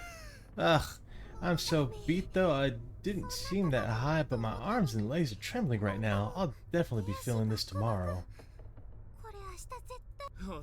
Well, you did good. So, what did you end up finding?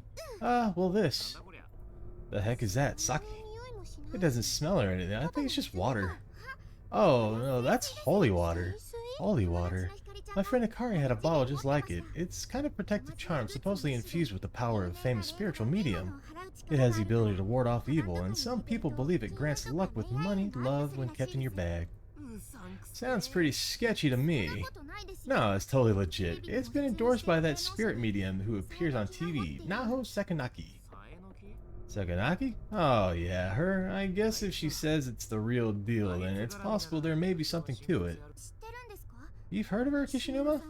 I'm a little surprised by that, I have to admit. Is this something you can buy? You can get it online, but in Hikari's case, her dad works for the TV station and got a bottle of it directly from Naho's after taping, sorry. Do you think this could be Hikari's bottle? Don't tell me Hikari's down there. I don't know, maybe it's someone else's, or maybe Hikari dropped her bottle down the hole. Shinazaki's really into this stuff too. There are probably a lot of girls who bought these. Yeah, you're probably right.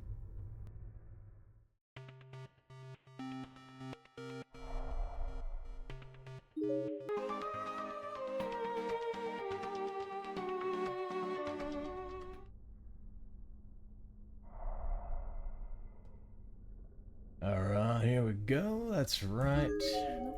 I know she has to accept me. Okay, damn it. Oh, doesn't look like they'll be letting us through too easily. Shame these aren't real flames, or we could just douse them with water.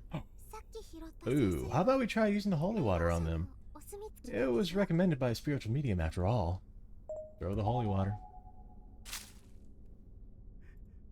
So hot, it burns like acid. Damn you all, you're still alive. Isn't that enough? Make death think for you too.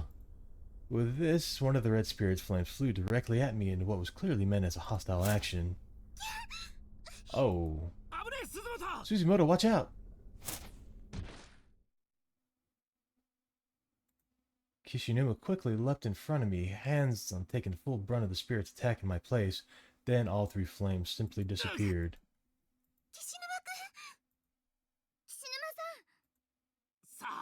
Jeez, take it easy, I'm fine. I'm just burned my hand a little, that's all. I'm so sorry, I should have been paying closer attention. I've got some stick-on bandages in my bag somewhere, let's see. What? What's wrong? Nothing, here you go. Please allow me, just show me where you got burned. Thanks a bunch, and Suzumoto, seriously, what's wrong? Well, I seem to have lost my student ID. I probably dropped it when I was climbing down into that hole. Isn't that it in your hand? No, this belongs to the deceased girl in the school entryway. I picked it up earlier. I held up the student ID book so Kishinuma can get a better look at it. It was clear from the design alone, after all, that it wasn't Kisagari ID. I probably should have just left it in there, but, well, I was all alone and scared, and I thought maybe if I'd learned something useful from it, you know? No, I think that's perfectly reasonable. We've got to do whatever it takes to reunite with everybody and get the hell out of this school. You mind if I take a look at it? Sure, I don't think you'll find anything too helpful in it, though. Some kind of doodle on this page. It's a box. Wonder what it means. The memo page Kishinuma opened was ringed with bloody, sticky fingerprints, and centered among them was a rough sketch of a box drawn in a ballpoint pen, along with numerous lines of text written rough, shaky letters. They seemed to have been written with the excessive amount of force, resulting in the countless black splotches and small tears in the paper. I think Ayaka is going to kill Ao. I need to hide her. Ao is mine and mine alone. She must be protected. If I hide it in that box, no one will ever find it. Ao, I love you so much. These words were written over and over again, with the ink getting blotchier and more haphazard each time. Doesn't the box in the picture look an awful like this one? I mean, I know we found it pretty far from the entrance, but still. You're right, it really does. Isn't this a keyhole? Oh, hey, you're right. I wonder if maybe that key I found will fit in the lock. Kishinuma and Nana were both watching me expectantly as I produced the rusty key from my bag. I inserted it into the lock. It fit. Crossing my fingers, it began turning. And met with no resistance at all. It was the right key. The lid popped up and the nostalgic music started to play. It's a music box. I had no idea. I think I've heard this song before too. Oh, I miss you so, more than you can ever know. Tell me, well, where did you go? This is so not the time or place for karaoke. Sorry. Kishinuma took the music box from my hands with a sort of derisive smile on his face. So something's inside this thing then, right? No good. It's too tight to squeeze. My fingers won't fit. Try turning it upside down and shaking it. Oh, something came out, but it's another key, huh? Who hides a key behind a lock? But this means we could probably open some door that we previously couldn't. I placed the key in my pocket for safekeeping, and tried in vain to remember myself that I shouldn't get my hopes up, but in truth, I was downright thrilled. We were making actual progress. Alright, I think...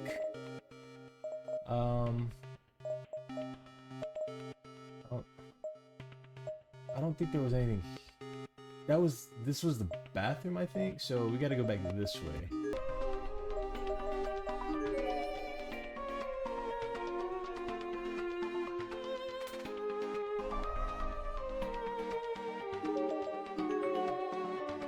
This has to be it, like, really.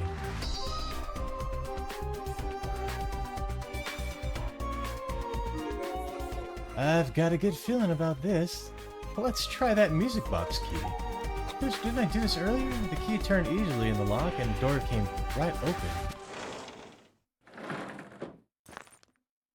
There was a dead body propped against the inside of it and the door slid open. It spilled out into the hallway.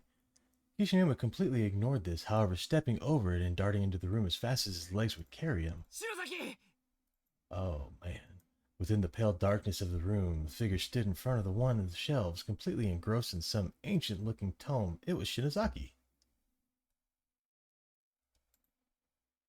The floor around her was piled high with books she'd been seemingly reading and discarding, strange coming from a bibliophile who usually won't even crease the spine.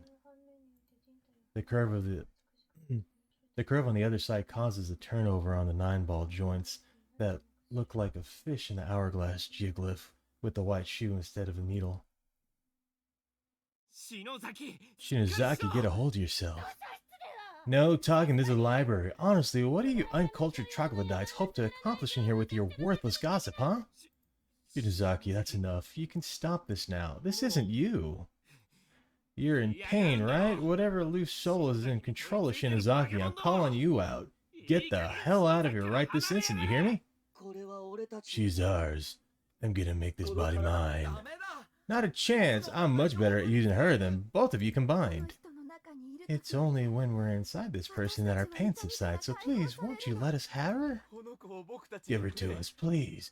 What if we save you? We'll help you get out of this school alive, and in exchange, shut up, you selfish bastards. Look, I sympathize with you, I really do. Dying in here must be like a never-ending nightmare. But how does that give you the right to use Shinozaki like she's some kind of tool? She's a living being with mind of her own. Oh, ye sound of mind. We're in pain, we're in agony, we're cold and hungry and mad, but you're still blessed with life. Don't you understand? I don't give a shit about any of that. All I know is you can't have Shinozaki. I will never let you take her. Ah, what the hell is this ringing in my ears? Is it bugs? Is it bugs? From there, Ayumi took a sudden turn for the worse. Tossing aside the book she was reading, she began punching herself in the head with both hands. It was so quiet in here too, but just look what colors have been let in now. Silver, huh? Green, maybe? Stop this, Shinozaki. Shinozaki. It was yellow. Brother, is that you? You're late. I'm so hungry. It's been so very long since my last meal. Hina sealed me up in here, you see, and I haven't eaten a single thing since then. Not a single bite, nothing at all. Brother, you look so delicious, brother. Is it strange? Is it strange that I want to kill you and taste your succulent flesh? You cut it out, Shinozaki. I'm not your brother for starters. Welcome home, brother. Miki, you here again? You know, your selfless little sister drops by just to make you dinner, and that's how you greet her? You've been eating your meals every day, brother. More or less, yeah. Some prepackaged convenience store food here, school lunch there. Just as I feared then. You keep going on like that and your health will deteriorate in no time. Well, you sit tight. I'm making you a fine meal right now. Whatever would you do without me? How's school going? I hear you've been hanging out with a boy named Mochida and a girl named Shinozaki. What kind of people are they? Everything's gonna be okay, I know it. Dad'll be coming around one of these days. Just be patient, okay, brother?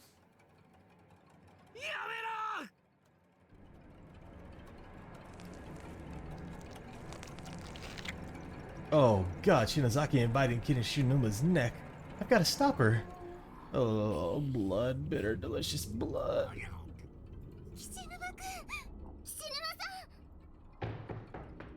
The two of us made a mad dash toward Kishinuma, intending to pry Ayumi away from him through any means possible. But to my astonishment, he met our panicked gazes with a stern, let me handle this look, reinforcing the message by raising his hand in a stop motion.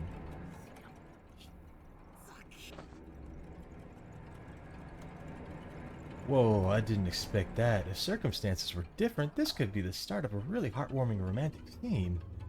Kishinuma grabbed Shinozaki and hugged her tightly. Shinozaki, come back to me, please. You aren't any of these people. You're Ayumi Shinozaki, damn it. So warm. Bit by bit, I could see the expression on Shinozaki's face change. Her crazy possessed sneer gradually gave way to a blank, dazed countenance that slowly but surely began sparking with life once more.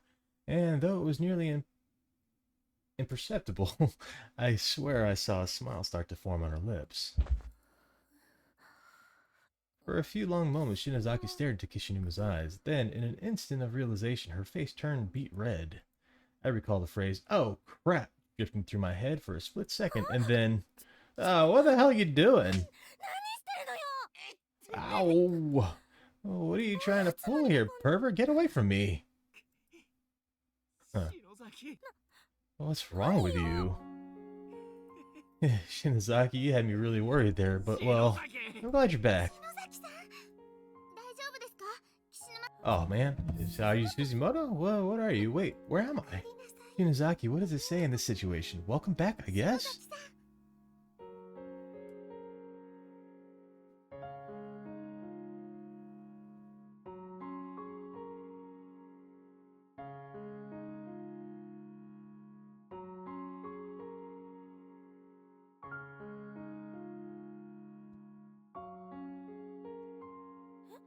Oh, what's going on? Wow, I have to admit this all sounds really unlikely. Even to me, I guess I've been under the influence of this building for quite some time though. Yeah, let me tell you, you were getting pretty violent there. How did you get in here anyway? This room's been locked since we showed up. I have no idea, but then we are in a building that can change its layout at will. I guess pretty much anything is fair game in these closed spaces. It almost feels like this school takes pleasure in making it the most unlikely events happen at random. I suppose when you're dealing with supernatural, you're already dealing with something that's scientifically unlikely, so best not rely on logic. You're starting to go over my head here. It sounds like I'm talking to your sister. Well, then let's just put it this way. There's no way of knowing what's going to happen in this school.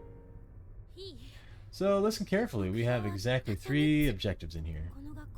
First, we need to look at the reasons why this place is the way it is. Specifically, we need to find more about the beings who control it. Then we need to interact with those beings and try to dig up some means of getting out of here alive. And finally, once we figure that out, we need to actually make it happen. That's pretty much it. Wow, you're full class rep mode right now. Yep, she sure is, but haven't you forgotten the most important objective, Shinozaki? Huh?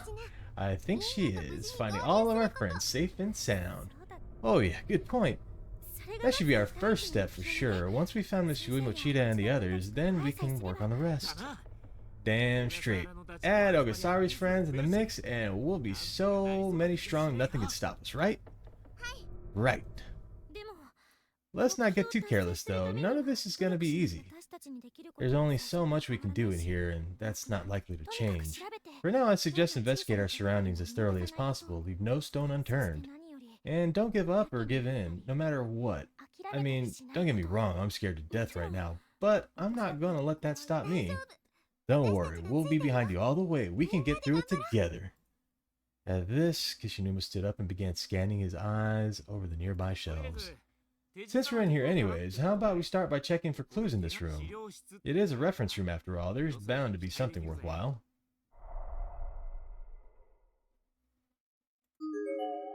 Nothing. Nothing.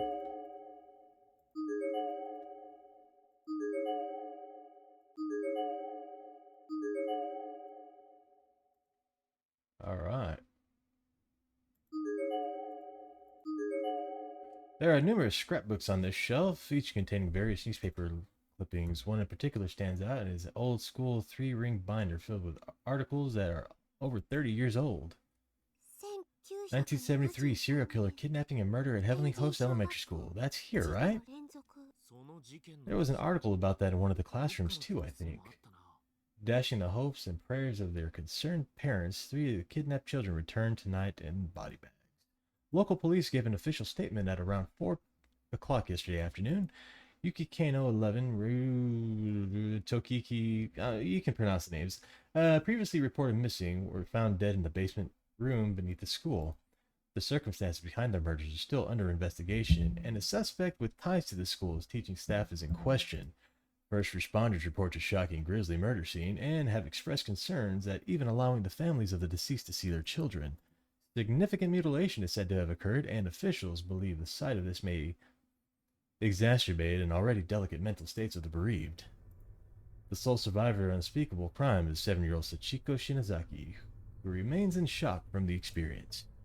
Her testimony may prove invaluable towards closing this case and putting this horror behind us, however, so police are anxious to question her. Meanwhile, other parents have already begun calling Heavenly Host safety procedures into question in the wake of this tragedy. Members of the PTA have, there's a snippet from another page as well, which includes photographs of 3 victims as well as the lone survivor. Oh, these are the children I saw. I've seen them too. I guess they were killed here, so now they've cursed the place or something. It's so horrible to hear what happened to them. I've been looking for them as scary evil spirits all this time, but really they're just victims themselves. Be careful, Suzumoto. Compassion can be dangerous in a place like this. It's not unheard of for a spirit to lose sense of humanity after dying. In other words, these kids aren't necessarily gonna play nice with the living beings anymore. Well, what do you think happened to the murderer? Here we go. They talk about it in this one. Accused child murderer commits suicide. The 32-year-old former teacher believed to have committed the now infamous adolescent kidnapping and murders and found dead early yesterday morning. After being deemed mentally unfit to take responsibility for his actions, he was placed in intensive psychiatric care but escaped 2 nights ago. The psychiatric ward commissioned a manhunt which culminated in the discovery of his hanged body in a room beneath Heavenly Host Elementary. Near the site of the shocking triple homicide, the cause of death was ruled as strangulation and is strongly believed to be self-inflicted.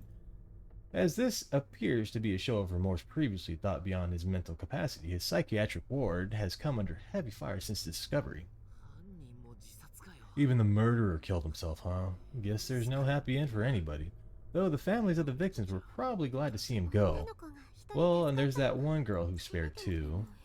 Isn't it kind of strange, though, that there's not one single comment from the survivor's family? Every article is full of commentary from friends and family of the deceased, but there's not one word to be found anywhere from the girl who was spared. I'd assume that was by request to protect their privacy or something. Do newspapers really care about that, though? The mass media is always about chasing scoops, no matter what it takes to get them. Or who they have to bother. Dr. Kamikachi Fukuri's research records. Mesmer's magnetism. Correspondence with Anna Springe. Seraphita. Melissus Malakarum. No idea what's going on. Records of psychiatric phenomenon. Letters to and from your Magic Society's classic mystery novels. Not your typical elementary school reading material. There are no serial numbers or library cards or anything on them. Though they're probably not the school's. That's true. Maybe these were brought in by other victims who got trapped here. Actually, it looks like there's a name stamp on most of these. Kibiki? That's how you read those kanji. Wait, Kibiki? Wow, you're right. I recognize that name. You know, the paranormalist Naho Senakaki Ko Kibiki is her mentor. He's a journalist. So that means Mr. Kibiki is in here too, I guess. But why?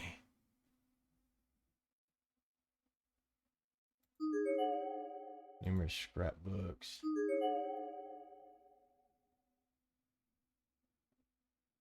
Oh. That's a girl's body. Duffel bag next to her with her tracksuit apparently hanging out a bit. And student ID. Hey, oh.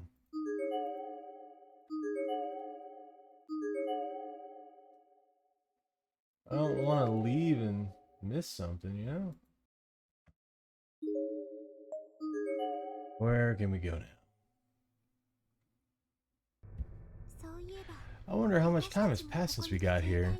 I don't know if I could trust my cell phone clock in a place like this. That's a good point. If space is being changed around randomly, there's no reason to believe the same thing isn't happening at the time. I trust my stomach though, and it's telling me that it's dinner time already and come and gone. And now it's about when the good boys and girls will go to bed. I have to admit, I am hungry. Maybe we should add finding food to your list, Shinozaki. But for now, I think it's about time we found a nice cozy spot to sit and rest for a while. I think I'd like that, as I'm really tired. Not so tired that I'm worried about getting possessed or anything, but tired enough.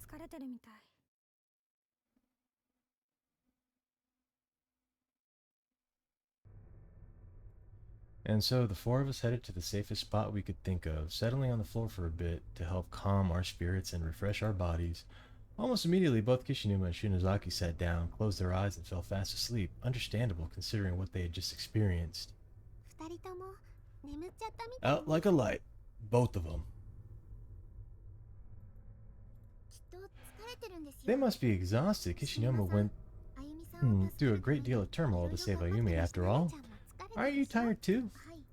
I am, but I just can't bring myself to sleep. My mind keeps racing, wondering what Nari and the others are doing right now. I feel like I need to be ready to run out after them at moment's notice. I know just where you're coming from. I get the same way when I think of Shig. I wish I could see his face right now, you know? Huh, Nana, what's happening to your legs? I felt the chill in my stomach as soon as I saw them. They were the same bruise and markings like around Nana's slender thighs that I'd seen before, but they become much darker in color. They looked pink originally, as if she had just rubbed her skin up against something, but now they're just deep dark purple, the color of grapes. Are you alright? Does it hurt? You mean the bruises? They've been there since before. Yeah, but they're darker now. Oh, you're right. What a weird color. What's happening? It probably just changed color over time from the blood rushing to the surface. I doubt it's anything to worry about. Sorry. I just hope it doesn't leave a scar. True. You do have beautiful legs after all. Oh, please. No, I don't. I'm jealous. You're so thin and so gorgeous. If I were as tall as you, Shig and I would sure be a lot more natural looking together. Is she your boyfriend? Nothing quite like that. I guess you could say he's just a really important person to me. He always stands by me, accepts me for who I am despite all my flaws, and always supports me in whatever I choose to do. He sounds wonderful. Yeah, I'm not just saying this because you're in the same drama club, but he's like some kind of prince. Though if you ask Kishinuma, he's an evil wizard. Kishinuma has a thing for Ayumi, doesn't he? Oh, does that bother you? Are you taking an interest, perhaps? Ah, no, nothing like that. Sorry, I had to ask. Actually, Kishinuma's got it pretty rough. He's got a rival for Shinazaki's affections. But they look so cute together. They are a lot alike in many ways, particularly in their complete inability to be honest about how they feel. I'll bet it's a lot like when you were with Morshi, isn't it? Oh, come on, I already told you it's not like that with us. Though I guess I really don't know how to classify the way I feel. I mean, when I do finally see Shig, how should I react? What do I want him to do? Do I want him to pull me in his arms like Kishinuma did with Shinazaki, or do I just want him to pat me on the head and tell me I did good? I guess I won't really know until the time comes, if it comes. It'll come, just like it did for Kishinuma and Ayumi. Thanks. I hope Machida is able to reunite with Yuka and Nakashima, to Miss Yue and Shinohara. Well, we'll all meet up and go back home and probably exchange that photo we took after the culture festival. I really want to see my friends too. Oh, I'm so sorry, I've just been talking about myself all this time. I think I want to go scout around for them real quick. I have to go to the bathroom anyway. By yourself? Isn't that dangerous? I'll only be gone for a moment. Oh no, I guess thinking about her friends got her all worked up. She probably just couldn't sit still any longer. Kishinuma, you're awake. Shouldn't you go there just to be safe? I probably should. You stay here and keep an eye on Shinazaki.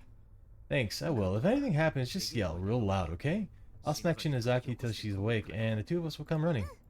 Okay, the hallway's pretty dark, so I think I'm gonna borrow one of her candles. Just be careful. Once you find Oshigara, you two come right back here. You got it?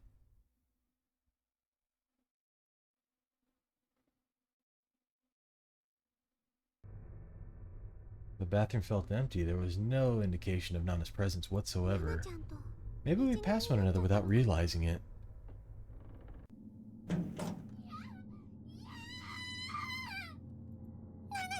Uh-oh.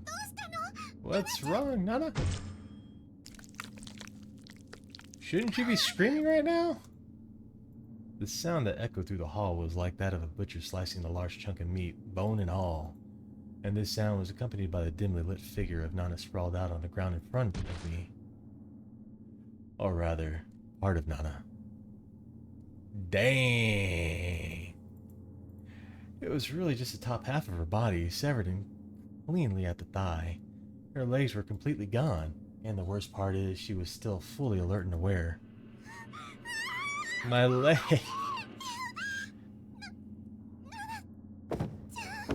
This grisly sight was too much for me to handle. I became weak in the knees and I fell backward, landing on my butt. I couldn't move. It hurts my legs. Nana was bending and contorting her back and writhing on the ground as if struggling to escape the pain and the fear. I wanted to help her, but I had no idea what I could do. Nothing had ever prepared me for the situation like this.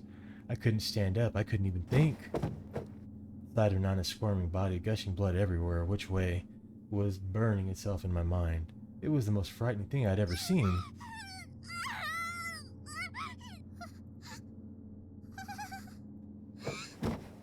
I could sense the presence of another person in the shadows just behind Nana's torso. Who was it? The darkness was all-encompassing past a certain point, giving only the vaguest notion of a human silhouette within the inky black void. Who's there? That's the locker room. No, wait. It's not. Where is this? What's back there? That door should have led into the pool locker room, but the lighting, or lack of it, was completely wrong. There was also an indescribable foul odor wafting out from within, so powerful and revolting that I felt it could never leave my senses again. And whatever being was lurking in the shadows of that horrible room was getting closer to me, step by step.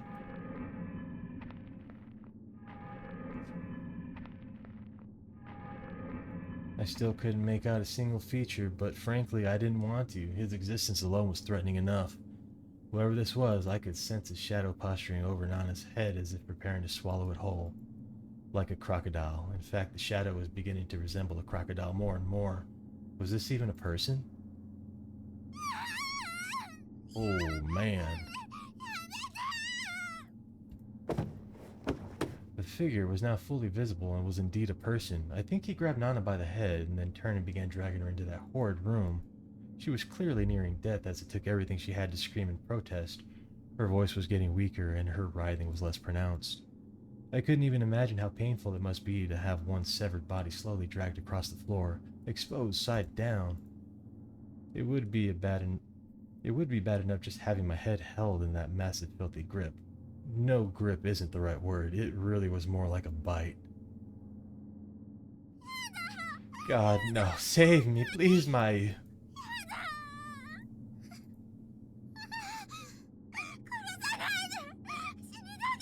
Please stop, I don't want to die, don't kill me! These were the panicked primal screams of a person's last moments on Earth. It's sound no one should ever have to hear, much less produce. And once you hear it, it's the kind of thing you'll be hearing again for the rest of your life. Nothing can ever wipe that from your memory. It stays with you. I sat there dumbfounded, so disturbed that I could barely breathe, and watched the slowly slither of Nana's body as she disappeared into the unknown. It only took a few seconds for her to vanish into the blackness, but those were the longest few seconds of my life. And once she was gone, only a wide swath of blood remained, tracing her path down the hall and across the hellish threshold. Nana, I have to go save her. Why? Why would you go save her?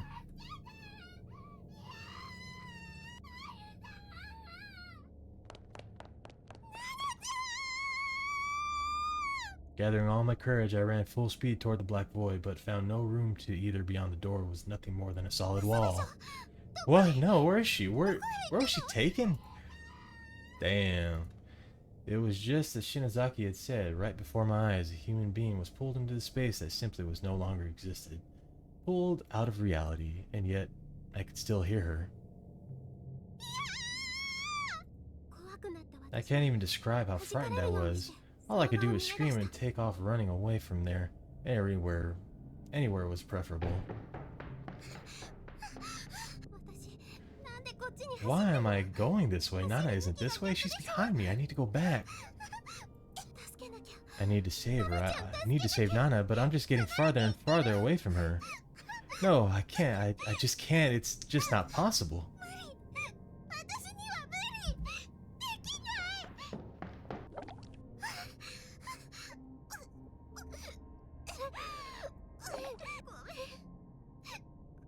I'm sorry. I'm so sorry. Nana, I couldn't do anything to save you. What do I say to Kishinuma Shinozaki? We were just talking with her, and now look what's happened. Her legs were torn right off. Right along the lines of those bruises. Wait, the bruises. Nana was sliced up in the exact spots where she had those markings. And I have markings just like that on my stomach. But that doesn't mean anything, right? It's just coincidence, right? Ugh, what is wrong with me, worrying about myself at a time like this? But I can't help it. I opened a compact mirror and hesitantly brought it down to my abdomen, lifting my shirt and loosening my skirt a bit to get a better look. Oh god, no. Didn't have to look very hard. The color of the bruise on my abdomen was darkened significantly. It was far more pronounced now, practically pulsating a purplish red. It looked more like some kind of demented crest that had surfaced deep inside my body. No, it's darker, more clearly outlined, and it looks bigger now, too. But what is this? Why is it here? It's just a bruise, right? I'm sure it'll go away on its own over time if I leave it be. I just kept telling myself that. It would go away on its own. It was nothing, and I was started to believe it. Feeling somewhat placated, I lifted the mirror up and prepared to shut shut it and put away when I caught a quick glimpse of my face. I saw fear, I saw sadness, I saw defeat, but I also saw something else. At first I doubted my eyes, but I wasn't seeing things, nor was a smudge in the mirror. It was another discolored bruise, just like the one on my abdomen. It was nowhere near dark, but it was definitely there, and given enough time it would have probably got a lot darker. Well, why? When did I get this? Maybe it's just dirty, maybe I just need to wipe it off. I tried to spit shining it away with my fingers, but all I did was make it wet. And each time I pressed down on it, the surrounding skin would just turn white, creating greater contrast and make it stand out more. It wasn't going away, and if I just kept darkening, I'd end up like Nana. No, please, no. Torn apart at the seams. 鈴本どうかしたのか Tsushimoto, what's wrong? なんか声聞こ I え thought I heard you scream. No luck in finding Osagara?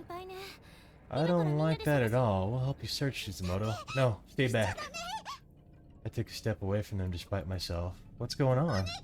Please, just stay back. Nothing's going on, I swear. Did something happen? Did you see something in your compact? It's nothing. I didn't see anything. I'm fine. I'm fine.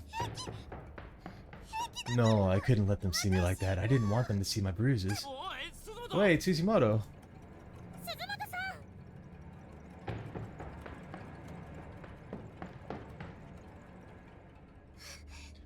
What do I do? What do I do? I'm running again, but where? Where am I going?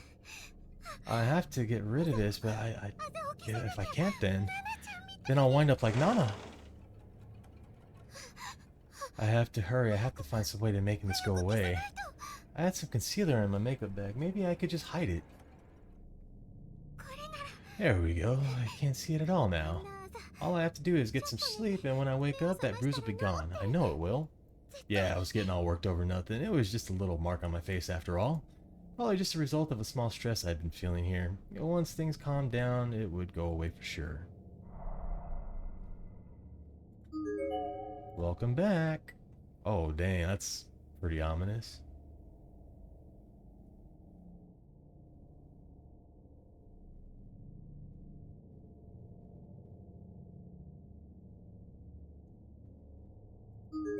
Welcome back. Okay. There's really nothing I can do, so I guess we'll head back out. I don't remember closing the door. It wouldn't open, and it wasn't like it was locked. Rather, it felt almost as if somebody were holding it closed with superhuman strength. Suddenly, I realized why the door was wrapped multiple times over with thin black threads. How I had not noticed this a moment ago. Well, what the... is this human hair? I looked at it with a bit more closely and concluded without a question that this is exactly what it was. I felt an unpleasant heat radiating up all along my back muscles across my entire spine. I was being watched. There was some sort of moist, lukewarm presence in the room with me, and slowly but surely I could sense it moving. Who's there? Who's behind me? I was too scared to turn around. This room. Eek. It was a little girl wearing a red dress, probably a first or second grader. Her skin was as pale as pottery, contrasting with her lacquer-like hair. And she looked somehow familiar. Ah, this is the girl from the newspaper who survived the murders. Sachiko Shinozaki. But that can't be right. That happened over 30 years ago. This room is so lifeless. I know what it needs. A human autopsy model. I want to dissect a human. What? Whoa. Have you come to play with us again? No, please, no.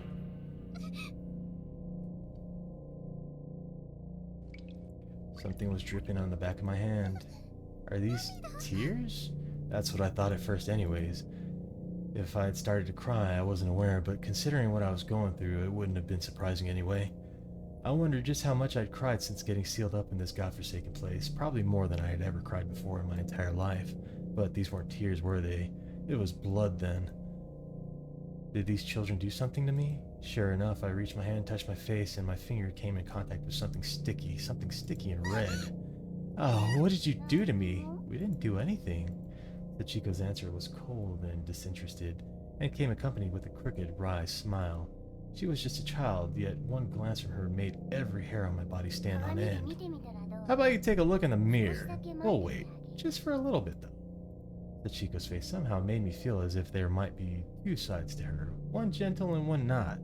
But regardless of which I was dealing with here, I wasn't about to go against her recommendation. I was legitimately curious myself. So I took out my compact, opened it up, and... oh no. The bruise I had concealed with makeup had sprung back to the surface once again, though it could hardly be called a bruise anymore. My skin had literally split open from inside and the blood beginning to seep through the pinkish fissure, bead by bead. No, this can't be happening, it can't be. Oh, it's happening, that's all you.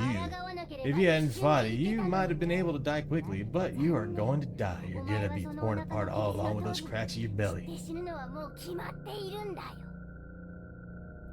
The bruise along with my stomach and abdomen had followed suit, splitting open and dripping dark red blood everywhere. At this point, I had completely lost the ability to think or reason. I was a goner and I knew it. What's worse than dying in an instant by getting smashed against the wall? Getting slowly, carefully torn apart, that's what. Let's play, come on. Time to begin the autopsy, everyone. No, please stay away. Yes, I was a goner, I couldn't fight it. Somewhere deep in the pit of my soul, I knew there was no way out. This unimaginably cruel fate was predestined. I couldn't escape. Oh, sure, I tried to run. I squirmed, I resisted with every last bit of my strength I had, but fate had me by the ankle, and it wasn't about to let go. If only I could force myself to lose consciousness, maybe I could avoid the unbearable agony that I knew was coming. But sadly, I wasn't that strong-willed. I could feel the hands of children all over my body coming from virtually every direction, and they were really digging. Ah, it hurts.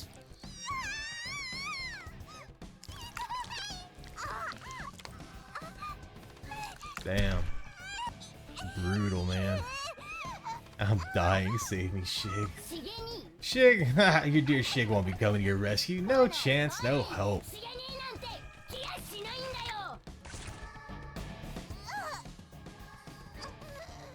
I was seized with the pain unlike anything I'd ever imagined possible before.